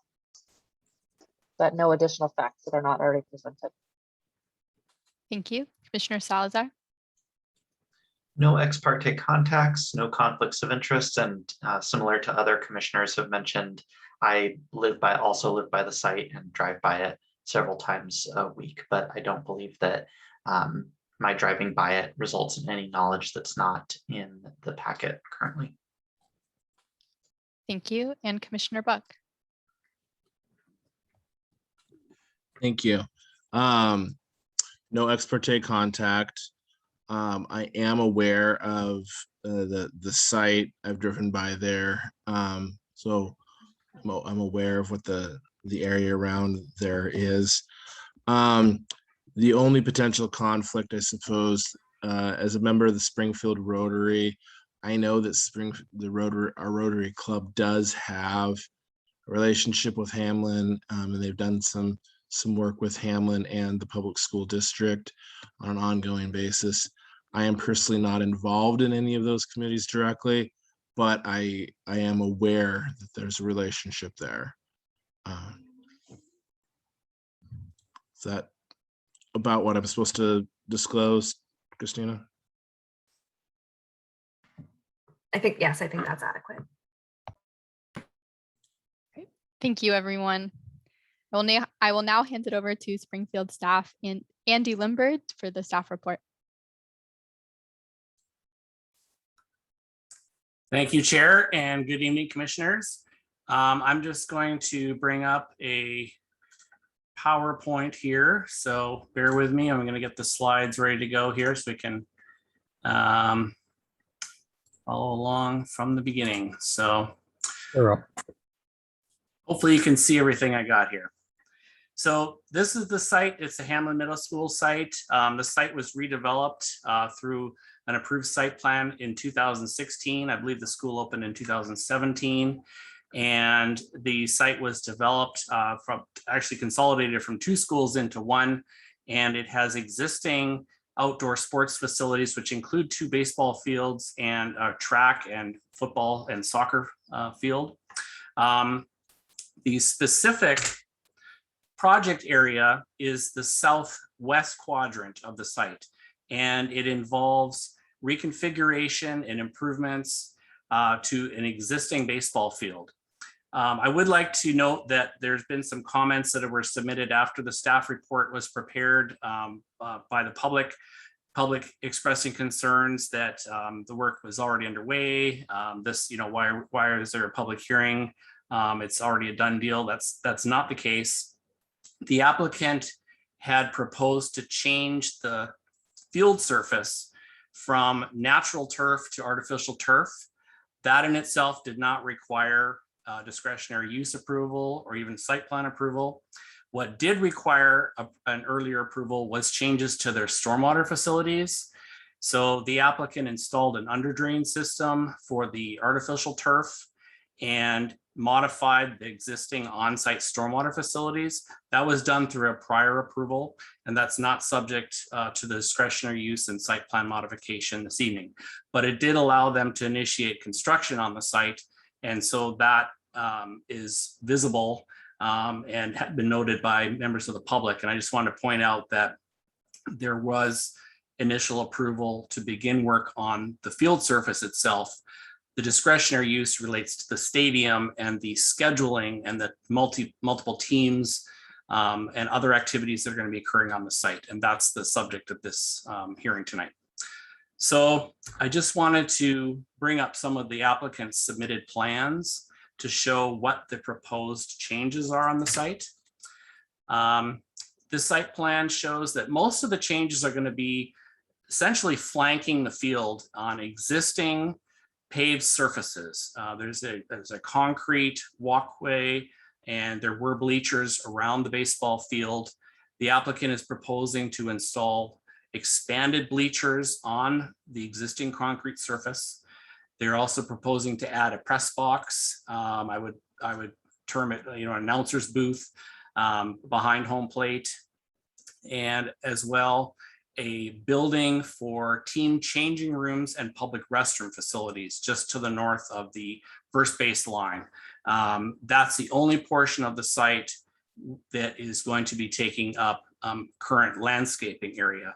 So the amount of new impervious surface is limited to the building rooftop for this joint team changing room and public restroom building. Get into some more of the specifics. This shows the building footprint with the team changing rooms and then a central location for public restrooms. Some of the other activities anticipated for the site would be food and beverage concessions. The stadium use is proposed to allow for shared use of this facility by collegiate and semi-professional baseball teams. The applicant's submittal indicates that as many as 4 teams may be sharing this site. That includes Springfield High School, of course, Hamlin Middle School, the Bushnell University collegiate team, the Springfield Drifters, and the Springfield Timbers. And I'm not particularly familiar with those teams. I believe they are what they're referred to as a wood bat league. It would be collegiate level, semi-professional baseball that would be offered at differing schedules throughout the year. The application proposes 1,900 seats in the bleachers. It would use the existing lighting that's already in place on the site, with the exception of new egress lighting. And I do have, just show a couple of the applicants' submittal materials, includes the building elevations for the new restroom and team changing room building. This is the bleachers, showing that there'd be primarily focused around home plate and then along the first base line. There also would be bleachers extending along the third base line as well. The applicant has provided a lighting plan. This is some lighting of the bullpen areas that would be outside the outfield fence lines. So the visitor and home team bullpen areas would be illuminated. As well, there would be egress lighting provided for the bleacher seating. So pedestrian scale emergency lighting and essentially like floor level type lighting to allow for people to safely access and egress from the bleachers.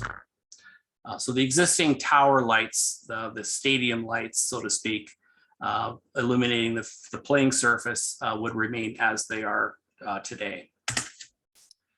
The applicant has provided a parking and traffic analysis that indicates up to 700 spectators could be accommodated using the existing parking on the site.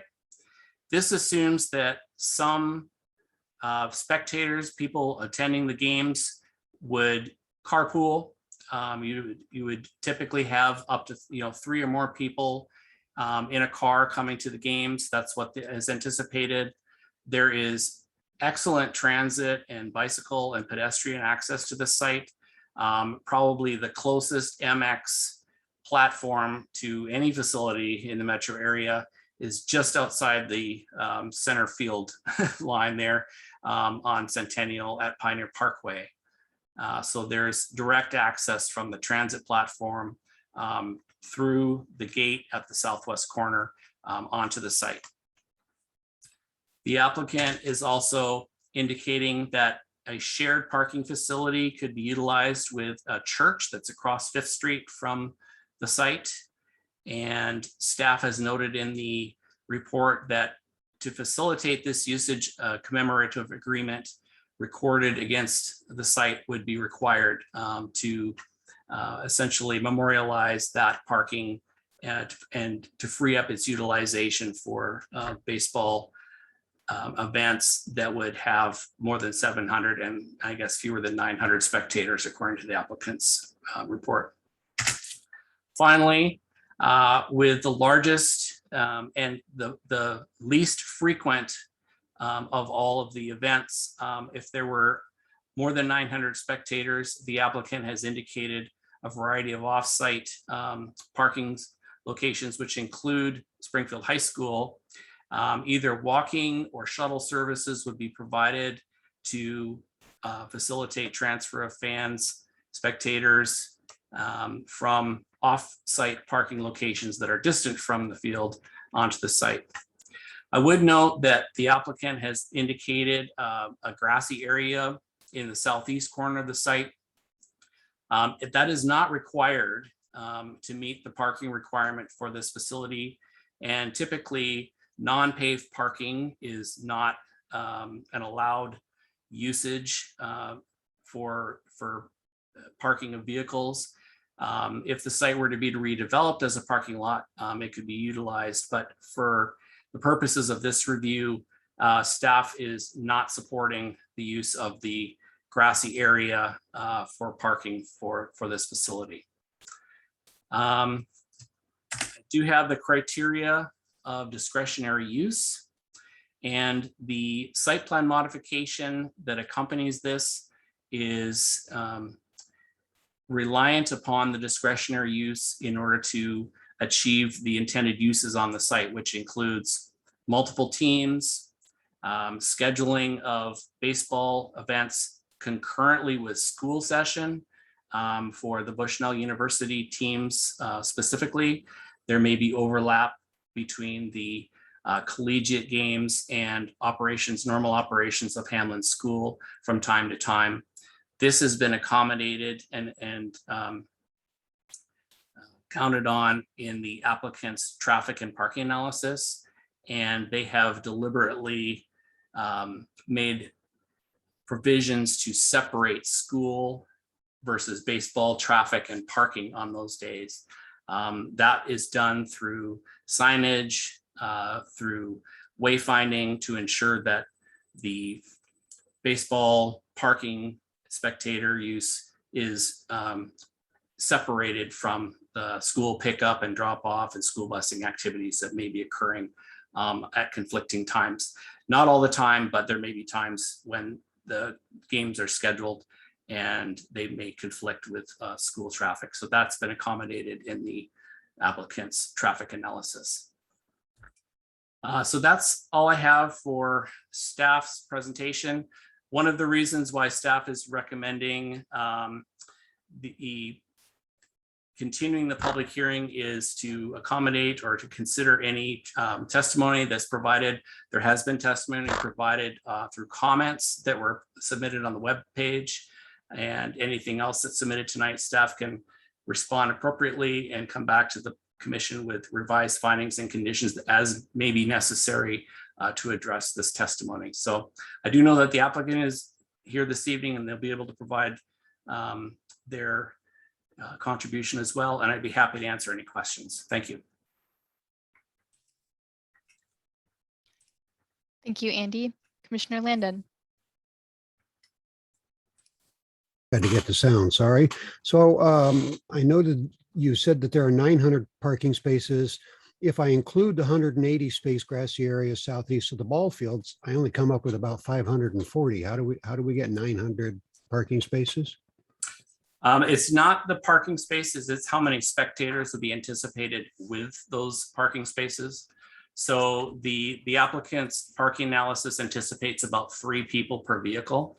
And that's what allows for the parking to be accommodated for up to 700 on the site. And there would also be, I guess, depending upon seasonality, there may be a good component of transit, bicycle, and also ped trips from the neighborhood as well.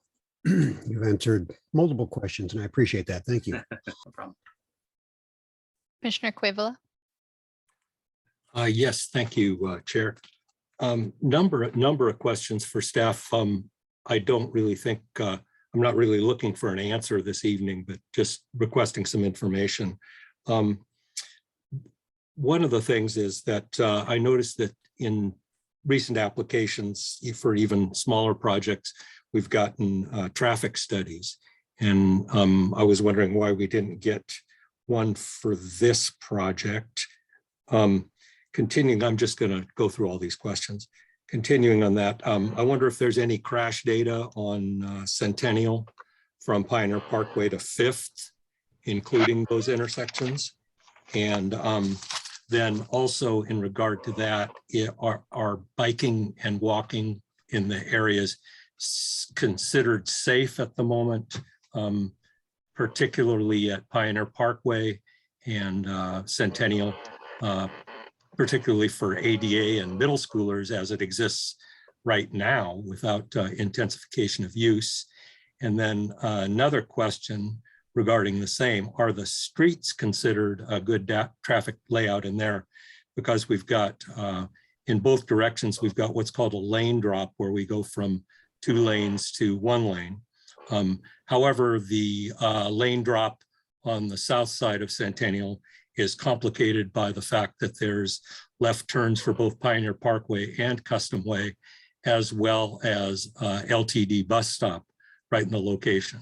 So that kind of complicates that entire, and then the right turn movement right there at to go from northbound Pioneer Parkway to eastbound Centennial. So, and then I'm not sure whether the stacking is sufficient for all those particular left turns, and then also concerned that the intersection for Custom Way and the intersection, do they meet current standards for distances from intersections, et cetera. So there was that. And then let's see, one other one. Yeah, regarding public notice, I myself have not heard anything about this until it showed up on our calendar. And I do drive by the site, and I did actually drive to Hamlin today for that charity that I was talking about. And I did see a small 11 by 17 piece of paper stacked to a piece of lath. So to me, that was the only real notice that I saw regarding this. And I'm not sure whether does staff consider that public notice was sufficient. I read about, that there was the mail out, et cetera. So those are my questions for staff. Thank you very much. And like I said, I'm not really particularly looking for an answer on any of that right this evening. Okay. I guess there's a couple things I can answer, a couple things that Michael Liebler, who's the city's transportation planning engineer, can answer too. But regarding notice, staff had sent out advance notice of the site plan modification, subsequently sent out notice of the discretionary use, but because the two were combined, we sent out a third notice to everyone within 300 feet of the entire perimeter of Hamlin School. So it wasn't just the baseball diamond. So neighborhood was notified several times and provided an opportunity to comment. As you know, we did post the site at 3 locations along the perimeter. There was a public hearing notice in the newspaper. It was on the city's webpage, and I guess that's this kind of the standard notice that we typically provide for public hearing. And also there was there was some media coverage of it too, which generated some feedback as well. And that was before the notice went out for the hearing. So regarding traffic, Michael, there was a list of things there. Some of the things are existing conditions that probably can't be addressed through this, but I'll let you comment on some of the questions that Commissioner Puebla had. Sure. Good evening, commissioners. I'm going to try to go down your list, Commissioner Cuevila, and see if I got them all. Please let me know if I've missed one as I go through it. The initial question regarding traffic impact analysis, the main focus of the tech memo was to address the parking issues and parking supplies according to the different spectator levels.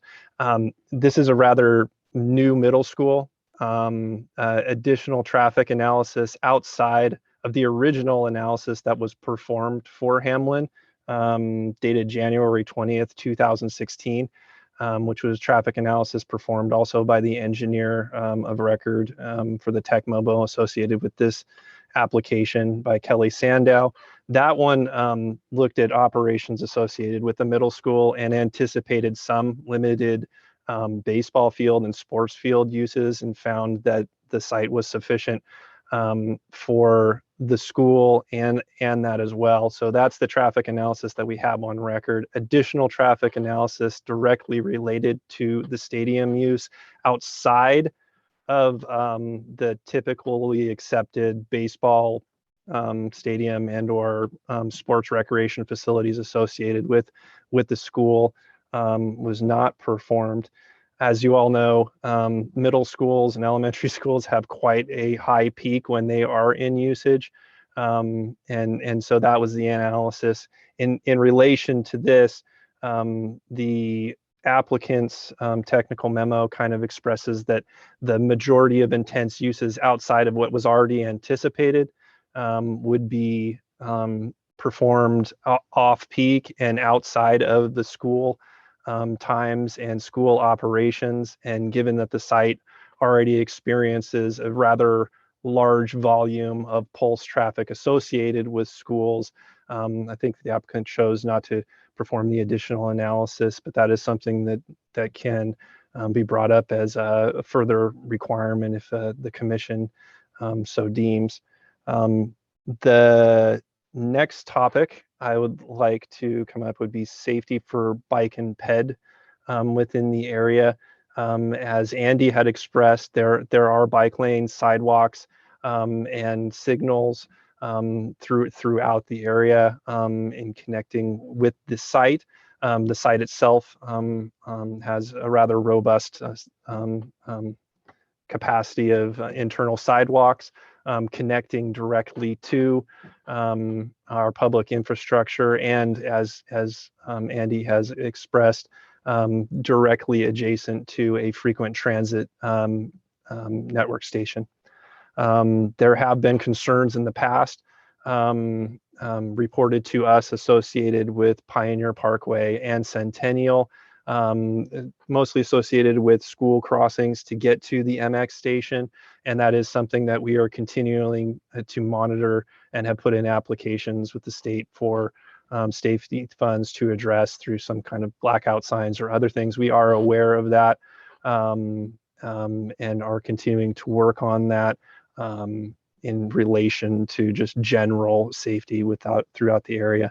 I do not have a report specific to the stadium use in relation to capacity or sufficient stacking, other than to say most events, this intersection is heavily used by other events such as U of O traffic games that have special traffic plans associated with those events, but no analysis has been provided for this discretionary use specifically targeting the operations associated with a full capacity stadium event. Have I missed any, Mike or Commissioner Cuevila, or were there any other specifics that you would like me to address? A general layout of Centennial Boulevard with the lane drop and the intersections and the bus stop. So is that I drive, when I drive through there, I find it kind of chaotic. So I just, yeah, the lane drop and the lane pickup are kind of there to increase the amount of capacity, to decrease the queue so it doesn't back up to certain intersections. During certain times of the day, as many of you have probably seen during school peak, you know, in that 15 minutes where everybody's trying to pick up or drop off their kid, that will sometimes back up. And those multiple lanes and the queue openings and the lane shifts, they're really kind of there to add capacity so that queue doesn't back up too far during those events. Obviously, when you have like something as large as a 90,000 stadium U of O game, we have queues that are outside of any kind of typical performance measure that we would expect, and that's kind of typical for sporting events. A 1,900 person stadium would flush out at a certain time, may give you some stacking to the back, but that was not analyzed and is not something typically that we would say is an average peak capacity analysis, but is something that is very common when you're looking at a stadium use.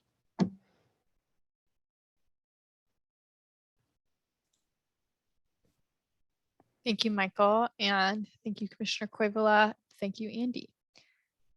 We will now move to the applicant for their presentation.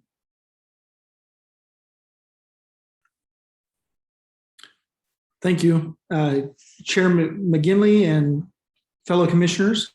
Appreciate the opportunity. My name is Brett Yancey. I'm the Chief Operations Officer for Springfield School District, located at 640 8th Street in Springfield, Oregon. I appreciate all of the conversation and consideration for this, and I want to commend the city staff for all of the due diligence they've done in this process. As the staff report had come out, the district has no concerns meeting the criteria that's been presented by city staff. I want to just briefly discuss the unique partnership and opportunity that we have for community enjoyment between the Springfield Drifters, Bushnell University, and the Springfield School District, and really highlight the relationship with Bushnell University. Obviously, they're a very small college. They're just starting their baseball program. They have a significant investment in the success of this partnership. And the relationship that we have with Bushnell is that we do utilize their student athletes as mentors to our middle school students in the middle school program. We have already established that relationship with Maple Elementary School. We have a softball field that Bushnell uses over there as well. And it's really beneficial to our students, particularly in these particular neighborhoods with students that oftentimes are looking for mentors and looking for opportunities for positive influences.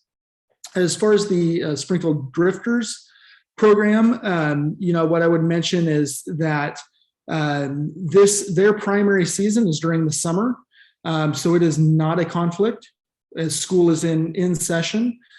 We have, as you guys have all experienced, driving down Centennial and Fifth Street, significant impact on traffic as it's in the summer, and these are players that are oftentimes coming from out of town, so their families are not often at the games.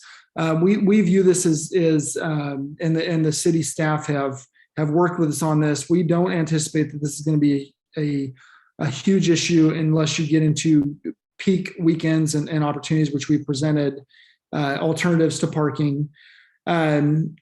This will become and will be a permanent improvement to a beautiful community asset. This is quite a facility. It's obviously something that you notice when you enter the city of Springfield, and it is an asset that our community invested in and they value. And so we're looking forward to continuing that. With the restroom and team room, the only thing I would mention there is that the baseball facility will utilize this, but I believe that a majority of the use of this restroom facility will be for the students and for other events that are happening on the football and soccer facility that currently exists. We do not currently have a restroom facility. It was part of the future plans when we developed Hamlin, when we submitted the plans.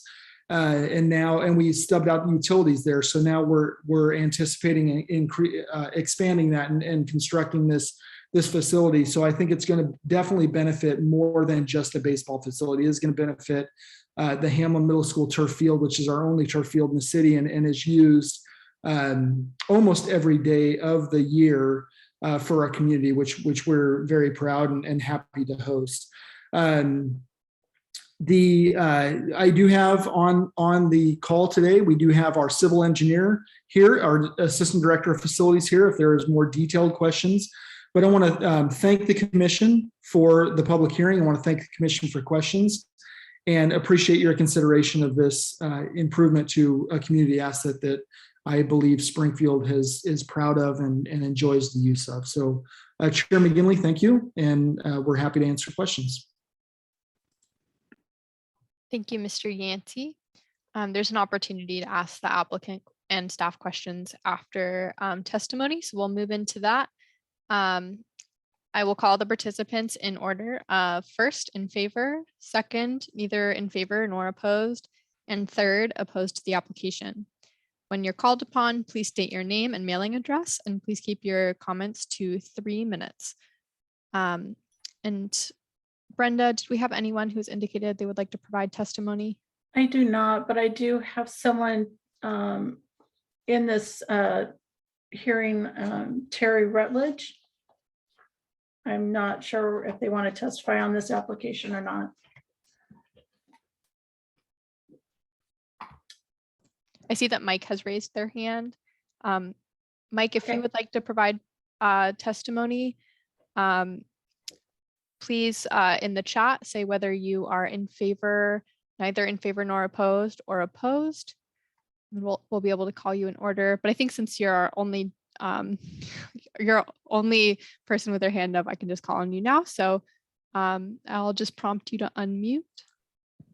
Okay, you should be able to speak now. And please state your name, mailing address, and whether you are in favor, neutral, or opposed to the application.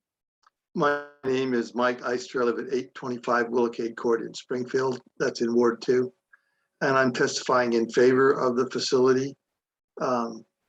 This facility is a huge upgrade to the baseball capacity that our community has regionally. It will probably be second only to PK Park in terms of the quality. Certainly it's not going to attract that kind of crowd that PK Park would, but it's a high quality. It will be artificial turf, allowing the players and coaches to practice during weather that would not permit practice in the rain otherwise. And the quality of baseball that will be played there will be will offer our young people a real opportunity and give them something to shoot for because it's going to be very high quality and it will be right in their backyard. So maybe that's all I need to say. Other than that, I will say that I walk regularly and I walk to that facility regularly to check on the progress. And I find the signage, the area of Centennial and Pioneer Parkway and the walk signs sufficient to regulate safety just fine. I'm not a young person, so I don't really scamper across the street, but it works well for me even as an older person. So maybe that's all I need to say other than I support it. Thank you, Mike. Okay, I see no other hands raised for testimony, so I will hand it back over to Andy Limbird for staff response to the testimony. Thank you, Chair McGinley. Staff is recommending that the hearing be continued to the next meeting, which is scheduled for October 19th. I'm going in and out of focus, sorry. And staff will be able to review some of the questions that have been posed by commissioners to provide some follow-up regarding traffic data and some of the intersection spacing and lane configuration issues that Commissioner Cuevila had mentioned. Not all of them could be necessarily addressed through this application, but we can report back on current conditions and if there are any deficiencies that staff might feel need to be addressed through the applicant's traffic and parking analysis. And you have staff's recommendation to continue the hearing. If there's anyone that feels that they did not have an opportunity to provide testimony, they have another period of time to do so. And staff is happy to bring this forward again in 2 weeks with some revised findings and possibly some revised conditions to address the testimony of this evening. Thank you, Andy. And Mr. Yancey, did you have anything else to add as a rebuttal?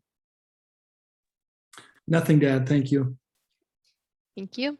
I will now entertain possible questions to the applicant, staff, or persons who have testified. I have Commissioner Landon, followed by Commissioner Cuevila, followed by Commissioner Salazar. Oh, I was going to make a movement. Let's go ahead and hear testimony.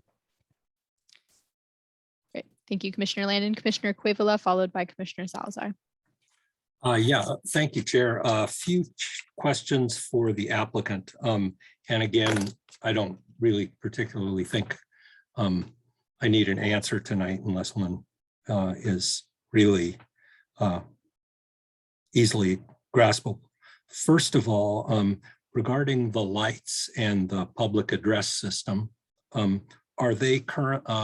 Is there a number that we could say they are used now, and would that be greatly increased under full use to have the PA system and the evening lights there? And regarding the PA system too, have there been any? I read something in the package about how we regulate noise through code enforcement, but I was wondering if there's any decibel levels and whether the system has been ever tested to see how far it carries for the PA system. And then regarding outreach, now we do mention that we're looking at the Metro Plan, and the Metro Plan has a community outreach section. I didn't see, and just anecdotally, we had a park application from Willamette a short time ago that had a very, very robust community survey that was part of it. Has the community been surveyed for support or opinions in regard to this? Has the Education Association been surveyed for support on this? Have parents or students of the middle school been surveyed for support on this? So that was another question. Are there other uses besides baseball contemplated for the area? Concerts, that type of thing. Looking at the parking and traffic, setup, takedown, maintenance, concessions, and are those figured out for any of the traffic use? And will those occur during school hours, even if say a baseball game scheduled at night, will they need to come in early to set up concessions, et cetera? And then I did have a question about the grass field, but that's been answered great by staff. But last question would be, is beer and wine consumption scheduled for the facility? So thank you. Chair McGinley, would you like me to address some of these questions? Yes, please, Mr. Ante. Thank you. So I appreciate the questions. So as far as lighting and sound goes, we do have current lighting studies on the field. As the majority of this usage by the Springfield Drifters is going to be during the summer, there is going to be a minimal or a minimized use of lighting as those games begin in the evening and then go on into the nighttime. The current lighting has met all of the city standards. There is no change to the current lighting. The sound studies, we are using Daktronics, which is the current systems that we use in many of our stadiums. And I do not have that information available tonight, but I can provide that information for the commission as an additional point of information. As far as surveying for support, you mentioned parents and students. You mentioned the Education Association, which are employees. We have not surveyed for support. This is often something that district facilities we as the school district consider district facilities as community assets, not necessarily employee assets. Obviously, our employees are using these facilities, but when you're talking about after hours, our employees aren't typically at school for these type of event. So this is more of a community asset than it would be for employees that are there during the day. Disruption of education has clearly been considered by the school district. We don't anticipate that this is going to be disruption to the education of students. We actually believe that this is going to be an asset for our students where they have positive influences on campus, and we're seeing particularly that engagement with our college students and those Wood Bat League semi-professional students where they're engaging with students in mentorships and some of those types of things. As far as concessions go, the way that this campus is set up, there is a clear delineation between the stadium and the field and the school. There will be clear gates and barriers set up that there will be no ability for the attendees of this to interact with the school. We have our security systems and safety systems set up that there is no interaction there. And as I said, a majority of the use of this by the Springfield Drifters, which is anticipating more attendance than Bushnell University, will be when school is not in session. So we do not anticipate that that is a major concern for the district. You mentioned beer and wine. We do have an agreement with the Springfield Drifters that beer and wine is allowable on this site during non-school days and non-school hours. This is something very similar to other school districts that they have done across the county and across the state. I think most recently in the county, Civic Stadium is a Eugene School District property. They had an agreement with the Eugene Emeralds that this was a workable solution on their property. We've come with a similar agreement. Obviously, there's requirements for the appropriate insurance that's available, monitoring, those types of things. But we are clear in our contract that that is not allowed during school time. We do not want that interaction and influence on happening during the school day or when students are available. This is strictly summer usage. Bushnell University, obviously, as a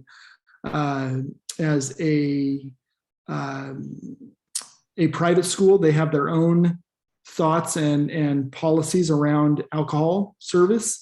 But our school board did adopt a policy that allows this. So we have taken that through our school board to approve the policies that allow for consideration of beer and wine concessions during these summer months.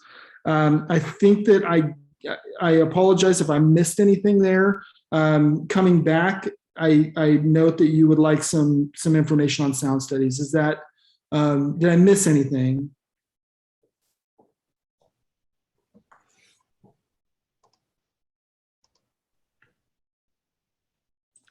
Yes, it was, are there additional uses besides baseball for the facility envisioned?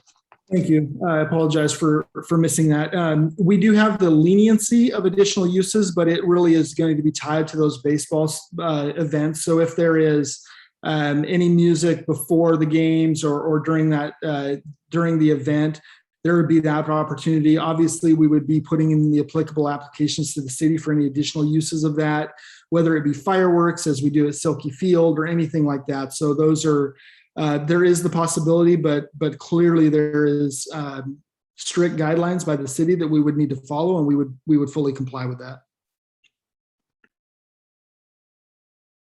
Thank you. Thank you. Commissioner Salazar.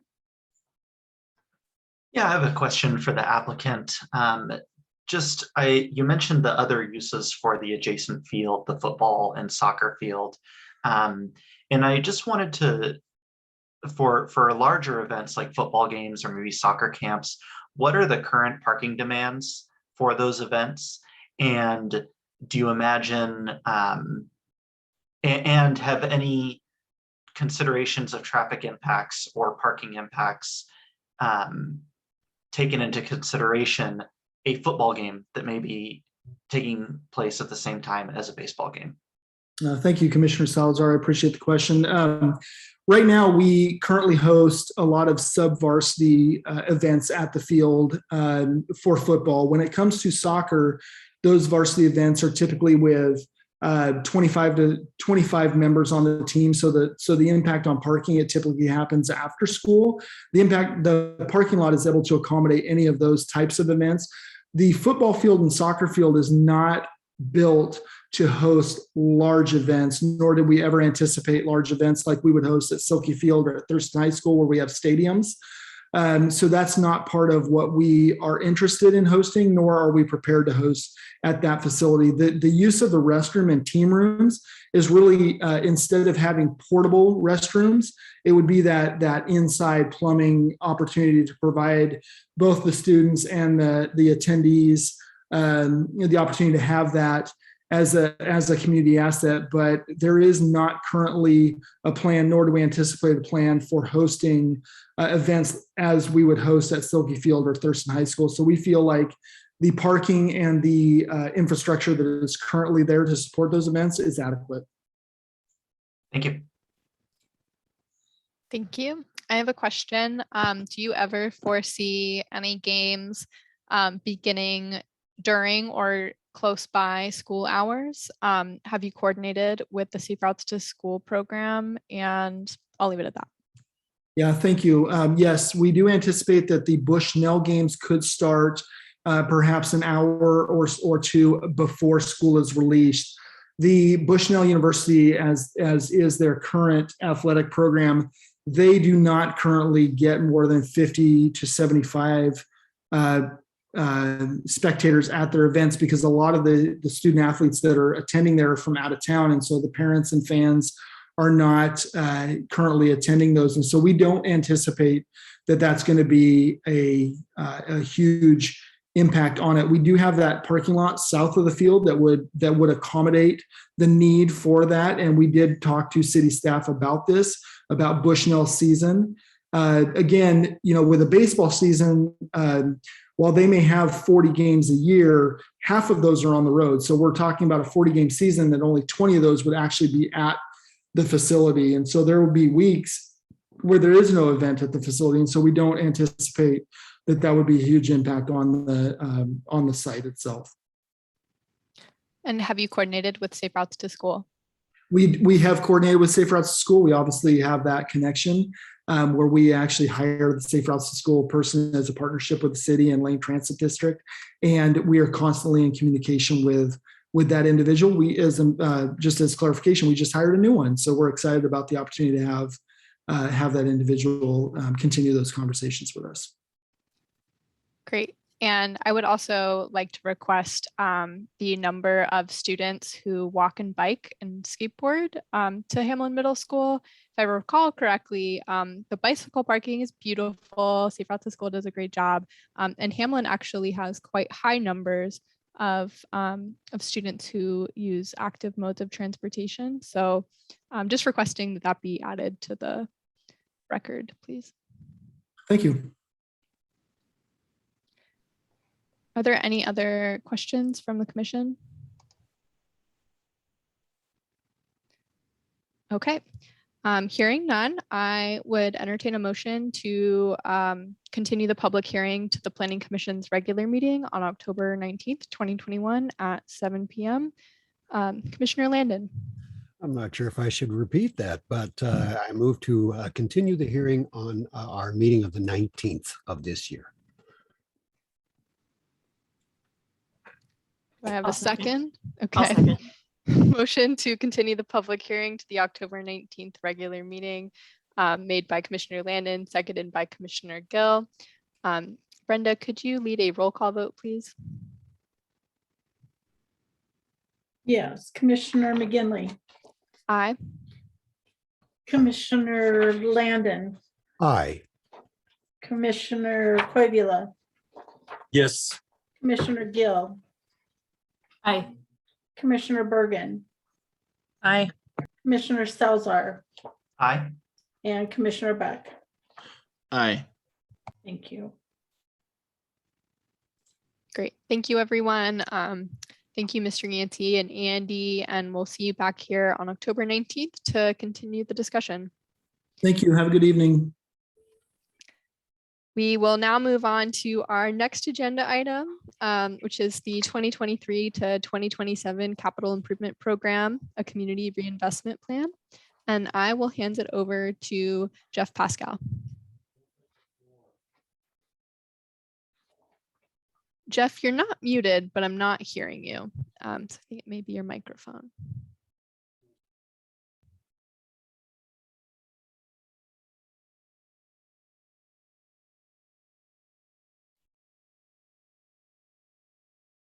Still not hearing you. It looks like you can hear us. I'm seeing his lips move.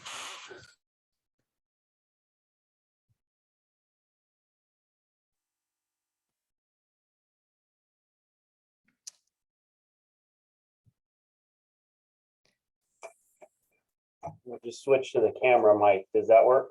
Great, we can hear you now. Thank you.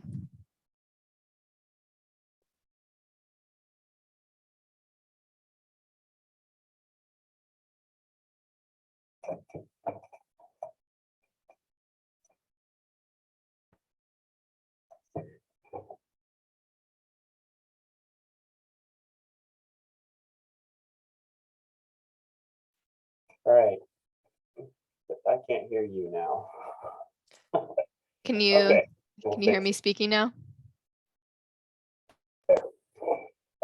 Thank you. Sorry about that. The item you have before you tonight is a public hearing for the 2023-2027 CIP following public testimony.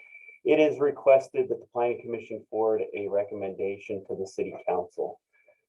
Before you open the public hearing, I would like to make note of a few items that are new or I've added to the packet since the Planning Commission reviewed the CIP project list at their work session on the 21st of September. First, as noted in the agenda item summary, a new project has been added to the proposed streets and transportation project list. This is the Aston Street improvements, which the city has been in negotiations with Lane County regarding jurisdictional transfer and funding for improvements over the last year plus. Second, as I mentioned during the work session, we received quite a few citizen project requests. A summary of those requests is provided in tonight's packet. And in review of those requests, some are either maintenance or operations activities for which customer service requests will be generated by staff, or the requests are work in other agencies' jurisdiction, and we're forwarding those on to start having those discussions with those agencies as appropriate. The remaining are street and transportation related requests for which funding is limited. So there really isn't a request at this time. However, a decision or recommendation at this time. However, these projects will be a part of future discussions with staff and the City Council as funding opportunities are identified. And lastly, just to make a note that the CIP discussion with the City Council has been moved from November 1st to December 6th. Thank you.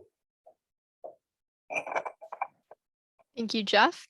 We'll now open the public hearing. This one is a little different than the other two we had tonight. So I'll just note that the process looks a little different. We would now move directly into public testimony. Do we have anyone who has indicated they would like to speak on this topic? I have had no one in the chat asking to testify. Thank you, Brenda. I Yep. don't see anybody on the phone. Are there any question or discussion from the commission? I'll start with just acknowledging the 21 community requests. It's great to see the public engagement here. There were quite a few transportation related ones. So if the capital improvement program is not the right place for those, there is community demand, and I would just like that to be emphasized at the council decision-making level that, this is something people want, and we got 21 requests, and want to definitely pay attention to it, even if this isn't the place to address it. Thank you, Chair. I think it is the place to address it. I think the real issue comes down to funding in those funding opportunities. Many of the projects fall right in line with programs we're already working on, like safe crossings for pedestrian access, things like that. So I think as we find those funding sources, they will definitely fall into that discussion of priorities. Similar to the preservation and repair, I mean, streets like Fairhaven are already on our radar as far as our asset management system. And so that's going to be a part of the next discussion of where do we find funding to fund a robust street preservation program. Thank you. And a follow-up question, what happens to these community requests after this cycle? Do they go to a file somewhere to be re-looked at next year, or? So I keep them. I do keep them in a file. I track them.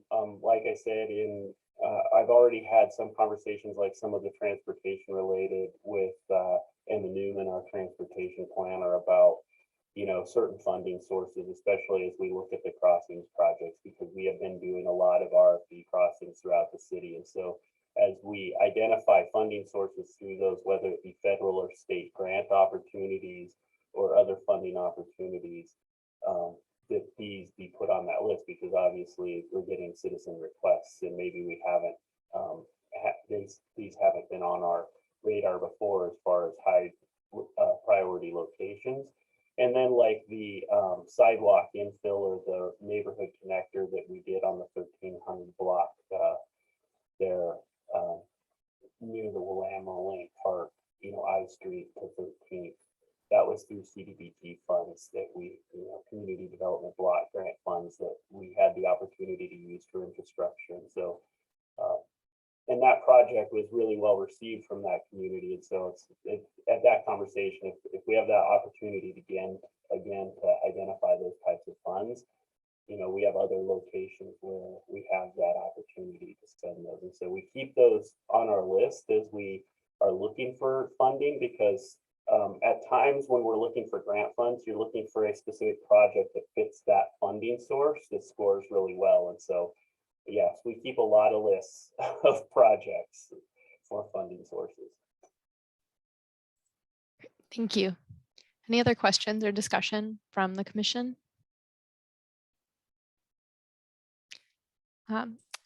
Commissioner Landon, do you have your hand raised to speak now? Or is that I a do hold? not. I didn't pull that back. I'm sorry. Okay, no problem. Commissioner Cuevila, followed by Commissioner Gill. Yes, thank you, Chair, and thank you, Jeff. Just wanted to say that it really looks like the engineering and maintenance staff is really working hard with limited resources for the city. And I did notice that you discussed grants, and in a review document I sent to you, I discussed OWEB grants as perhaps a way forward to get ahead of some of the storm drain projects that are unfortunately falling behind. So I was wondering if there was a chance that they are still cutting money for things like culvert replacement and water quality improvements that we could use on some of the ponds, et cetera, in town. Yeah, we see those opportunities from time to time. A lot of those grants have been going to county projects in the last I checked, and I don't know how that funding, I'll look into it and see what that pot of funding looks like as far as how much money is there and what those opportunities are. I know a lot of those sources have been zero interest loans. And the one thing I'll say is for big projects, I mean, the one big project that we have that may be somewhat storm related is really the 42nd Street levee, which is a multi-million-dollar project, which we're looking for federal funds. It's rated really high this last round with some money from the Army Engineers Corps, and however, there were other projects that beat us out. And so it's on the radar of our elected officials. It's on the radar for that funding source. It's just right now we're still in exploratory. But as far as our other stormwater projects and water quality projects, some of it is staffing limitations to get to those projects, because right now our stormwater budget is pretty healthy and our stormwater capital reserves are pretty healthy. So it's really staffing resources and the fact that we had a lot of transportation and street projects to complete that had time constraints on the funding. One, the bonds, we needed to get those spent. And then a lot of our transportation grants, ODOT has changed up the program because they were sitting on so much money and that wasn't getting spent through different programs. And so now they are putting requirements to have money spent within a certain time once it's obligated. And so when that comes in, we just have to dedicate resources to get that funding out of the door. And like I said in the work session, Emma has been really good at writing applications and getting funding. And so we have been trying to spend that money as quickly as possible. But I do appreciate that. And I will look into the OWEB. I know when I was sitting on the lane area transportation on the roads advisory committee through Lane County, there were a lot of OWEB grants that they applied for the roadside. That's how a lot of the fish culverts were replaced in the county. And so they were getting a lot of that funding. Thank you. Commissioner Gill. Thank you, Chair McGinley, and thanks, Jeff. I think Chair or Commissioner Cuevala's question stole my thunder a little bit, and I brought it up during the last meeting, but I just want to make sure City Council hears this. I really think it's important to think about staffing. This is a great list of stuff that needs to be done, and I think that there are opportunities for funding.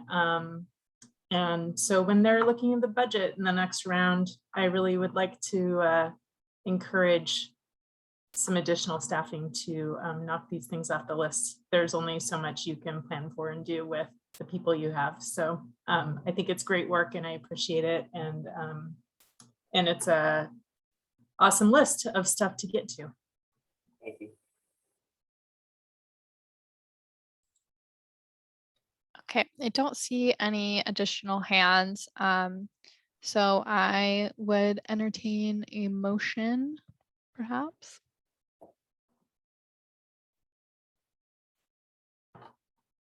Commissioner Gill. I move to adopt the order recommending City Council approval of the 2023-2027 capital improvement program that is in the agenda packet as attachment 4 for this item. I'll second. Motion to adopt the order recommending City Council approval of the 2023 to 2027 capital improvement program that is in the agenda packet as attachment 4, moved by Commissioner Gill, seconded by myself. Do we have any discussion? I see Commissioner Bergen. Thank you. Just a quick clarification question, and maybe this is for Christina. By making the motion, does it automatically close the public hearing, or do we have to do that as well? This isn't a quasi judicial action. It's legislative. And so by making a motion to recommend, then you are ending your own hearing. This is sort of an open ongoing record. It's not a land use decision, so there's no record in that regard, but it's just an open legislative process for the City Council to ultimately decide. That's a great question, though. Thank you for clarifying for me. I appreciate that. So any further discussion? Okay, Brenda, could you lead a roll call vote, please? I can. My dog's having issues, so I'm really sorry if he barks. Commissioner McGinley. Aye. Commissioner Landon. Aye. Commissioner Koivula. Yes. Commissioner Gill. Commissioner Bergen. Aye. Commissioner Salzar. Aye. And Commissioner Buck. Aye. Thank you. Commissioner Gill, I think I saw you mouth aye. Am I correct? I double clicked the mute, so I was an aye if you want to have it verbally on the record. Yes. Thank you. Motion carries unanimously. Thank you, Jeff, and thank you, everyone else. Thank you, commissioners. All right, now we'll move into the last part of our agenda on a jam-packed night. Do any commissioners have a report on a city council meeting? I'll go Commissioner Gill, followed by Commissioner Bergen. All right, thank you, Chair McGinley. I attended last night's work session, so that was October 4th. and meetings. So the work session was primarily regarding conversation about the consolidation of the Eugene and Springfield fire departments and what the next steps may or may not be for that. So a couple of the city councilors are going to be joining a committee with city councilors from Eugene to have that conversation and see where it goes. There are some concerns about the complexity of the current design of the combination of the Eugene Springfield fire and the ability to hire a new chief, which that hiring process was started. It's now paused. So they think maybe some next steps in place will help move that hiring process forward. So the city councilors were providing asking questions, providing comments, so that the other councilors who will be on that committee can take that information with them in that process. And then the meeting included a proclamation for Indigenous Peoples Day. So it was a really nice proclamation.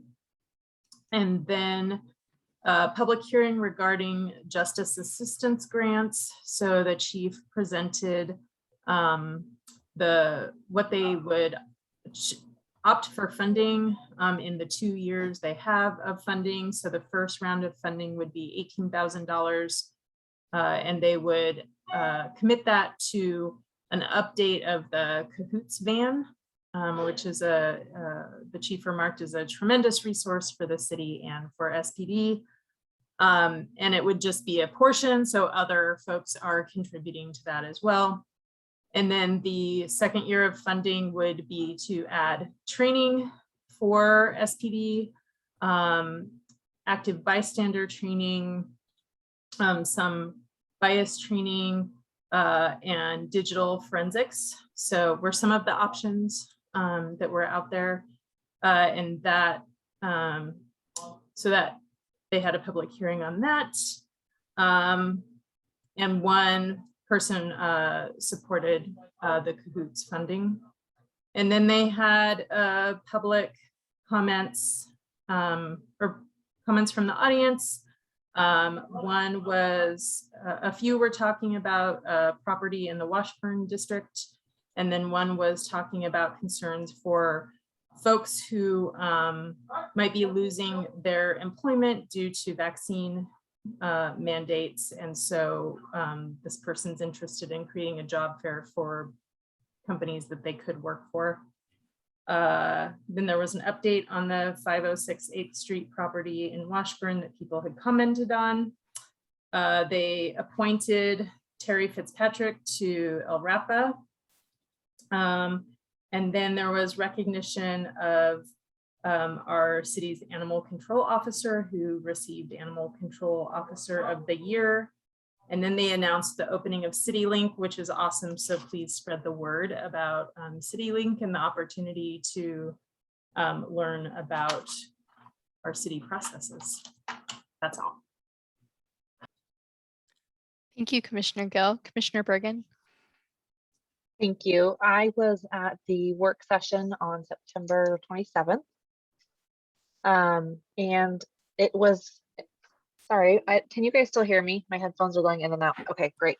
There was one item on the work session, and that was the interviews for the El Rapa board, which Commissioner Gill just mentioned, that they interviewed 2 of the 3 applicants, and they went with Terry Fitzpatrick. The other applicant was very well qualified as well. And that was a comment that was made, that it's really amazing to see so many well-qualified applicants for so many different positions that we have within the city. Our volunteers that are coming to us are really well qualified, and the city council was very pleased with that. That was a single item that they had on that, and they did not have public hearing. So that was the much shorter version of Commissioner Gill's.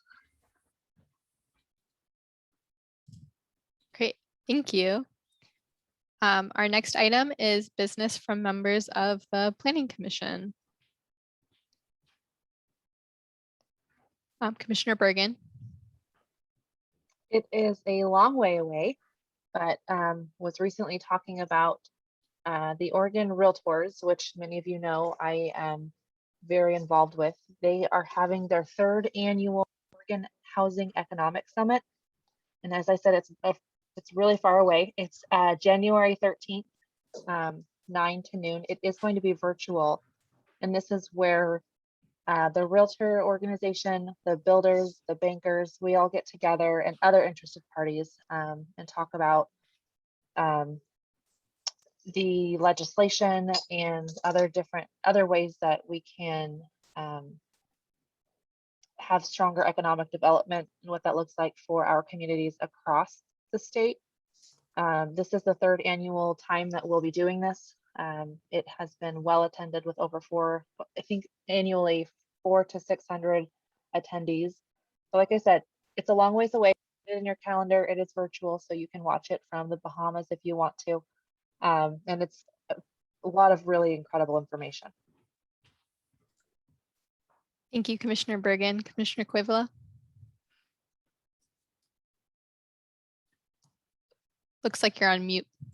There we go.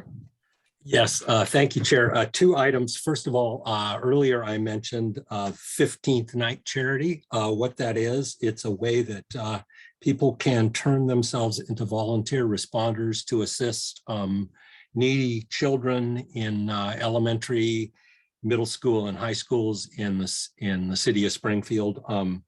We participate in it, buying clothes for a lot of middle schoolers at Hamlin, and also elementary school students at 2 Rivers. It's very well run. It needs people to participate. So I wanted to put a plug in for that. And I sent a link to Sandy today, and she's going to go ahead and follow up with an email that shows how you too can be a volunteer responder and assist some of these needy middle schoolers. Second item is it's a repeat of the last meeting we were here, but unfortunately Commissioner Bergen was unable to join us at that one, and that was to plug her do you know about the land use changes in code coming, and the state law that was mailed by the Springfield Board of Realtors, of whom I know that she's very important within that organization, with all of the contact information for the city council, et cetera, on there, and a real good explanation of HB 2001. And just kudos from the Planning Commission and from the citizens of the city of Springfield towards the Board of Realtors for putting that up and making that possible. I know it probably cost an awful lot of money to print a real nice brochure, full color brochure like this, and mail it to every citizen in the city. So again, thank you very much. Thank you for that. I appreciate that. Thank you, Commissioner Quivola. I do have a request. If you are able to take a picture of that and send it to staff to distribute. I did not receive it, but I'm interested in seeing what information is on it. I have I'll do a scan. Great. I don't own a printer or a scanner, so I've used cell phone technology, I miss scanners. Anyway, I have a couple items. The first, I think I've mentioned a few times, but next week is the joint Oregon-Washington annual American Planning Association conference. Because it's Oregon, there's a lot of sessions about House Bill 2001. And I think Sandy's already emailed everyone on the commission about registering, but just promoting that again. It's also virtual. I think it's too short notice to get to the Bahamas, but you can watch it from your living room. The next one is that there is even more regulation and rulemaking coming down from the state regarding how we do our urban planning in the state of Oregon. So I just would like to flag a process, the Climate Friendly and Equitable Cities rulemaking.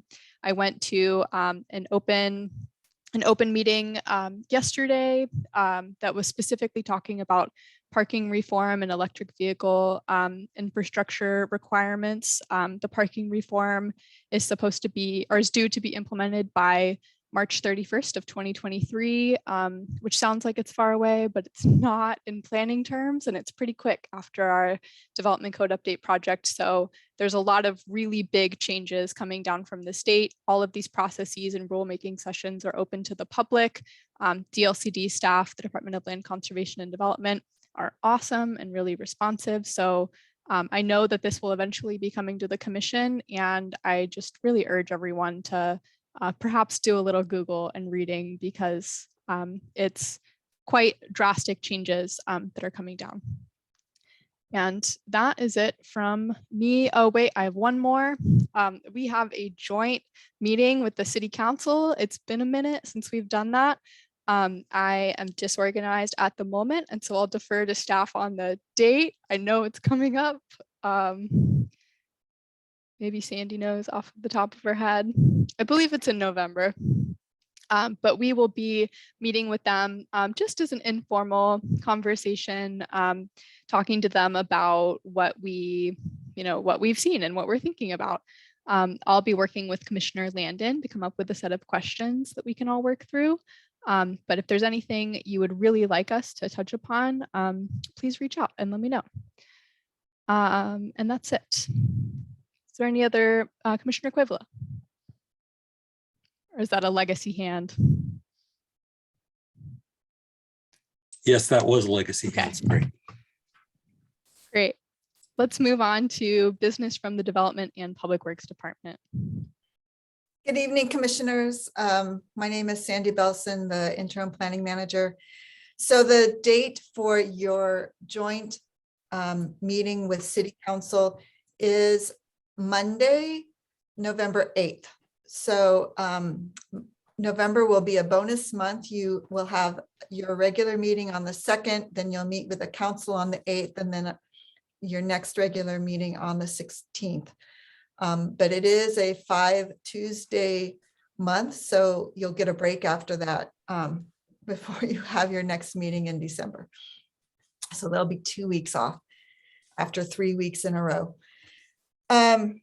So I wanted to follow up on also what Commissioner McKinley stated about the climate-friendly equitable communities rulemaking process. So Emma Newman is on the Rules Advisory Committee for that, and she has written a memo to council that I will forward to you once council gets it, which will be in their packets on Thursday. So that will give a status update of that rulemaking process and some of the concerns about the process and the outcome. Basically, it's a lot really fast, as Commissioner McKinley was saying, but that's because climate change is, people are feeling the impacts more and more, and so there's a lot of pressure to do something quickly. Commissioner Landon, did you have a question for me, or? Yeah, I was just going to ask what time that meeting on the 8th. Do we know the time on that yet? November 8th. I'll have to look that up. I don't know offhand. Okay. And then the last thing I wanted to call to your attention is, I put this in an email to you all already, but we, Jason from People Speak, who powers Springfield, Oregon Speaks, is asking for input. They're taking the opportunity to kind of do a rethink, redesign to optimize the functionality of Springfield, Oregon Speaks. So if there are any items that you want to call out that we can bring to their attention, please reach out to me or Brenda, and then we'll be sending those into them to consider as part of their design or engineering of the site. Commissioner Bergen? Sorry, I didn't know if you wanted those now or in an email. If you have them now, it's fine. I just had a couple of suggestions as I was going through this meeting's packet. If there's a way we can make notes within the platform, that would be helpful. And then if I'm just struggling to find the correct functionality, but to be able to go full screen, instead of having to zoom in and zoom out on my iPad would be great. If that makes sense. So I'm looking at a packet and instead of zooming in, if it can go into full screen, I don't know if that's an option, but the way it is right now, I'm downloading all of the packet into my Adobe so that I can make notes. So when I do have things to add, but if I can make the notes within the program, that would be one less step and easier to access when I'm looking at the packet. I don't even know if it's possible, but that's something that if I had a magic wand, that's what I would have. Yeah, I think that's a little beyond what they were asking for, but that doesn't mean we can't ask, and they can consider it.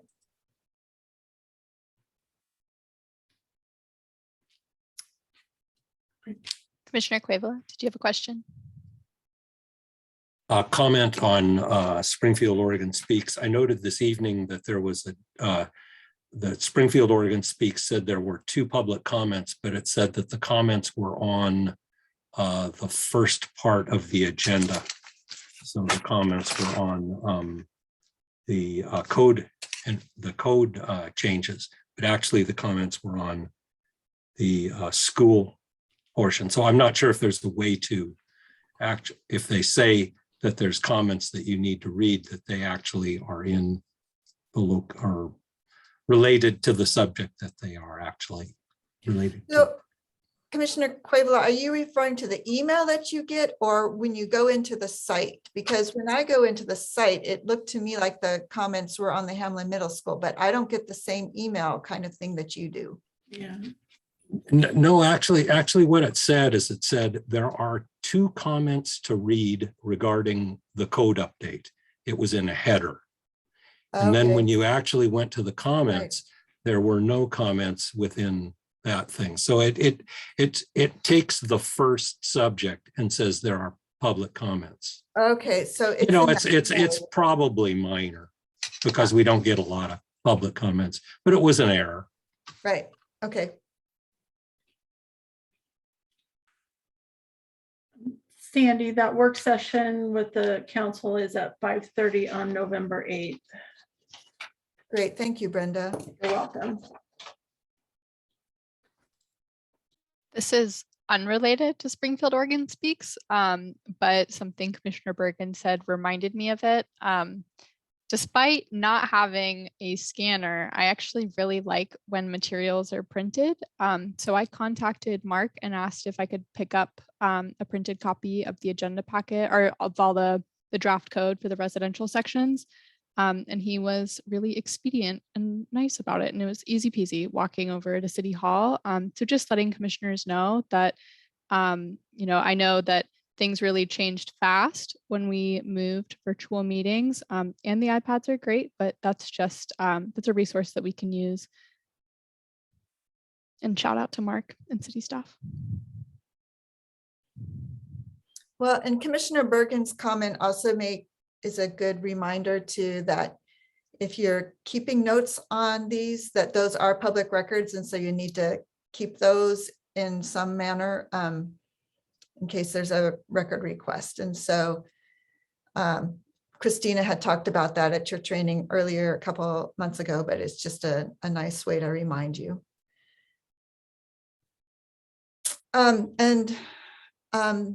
That's all I had in terms of business to share for your next meeting. We will have your work session on the development code to continue on with that. And then obviously you'll have the continued public hearing for the Hamlin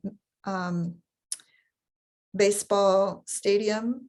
And then we'll be back with the floodplain deliberations. So it'll be another fairly full agenda.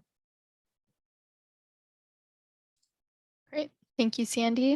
Is there anything else from the commission or staff? Also on October 19th, we'll have the selection of the commissioner for the CETA RFQ. So if you're interested, that's when I said that. Thank you for that heads up, Brenda. All right. Well, we made it through 4 items in 3 hours, which is pretty awesome. So thank you everyone for powering through a packed agenda. Thank you staff. And I'll see everybody October 19th at 6 p.m. See you then.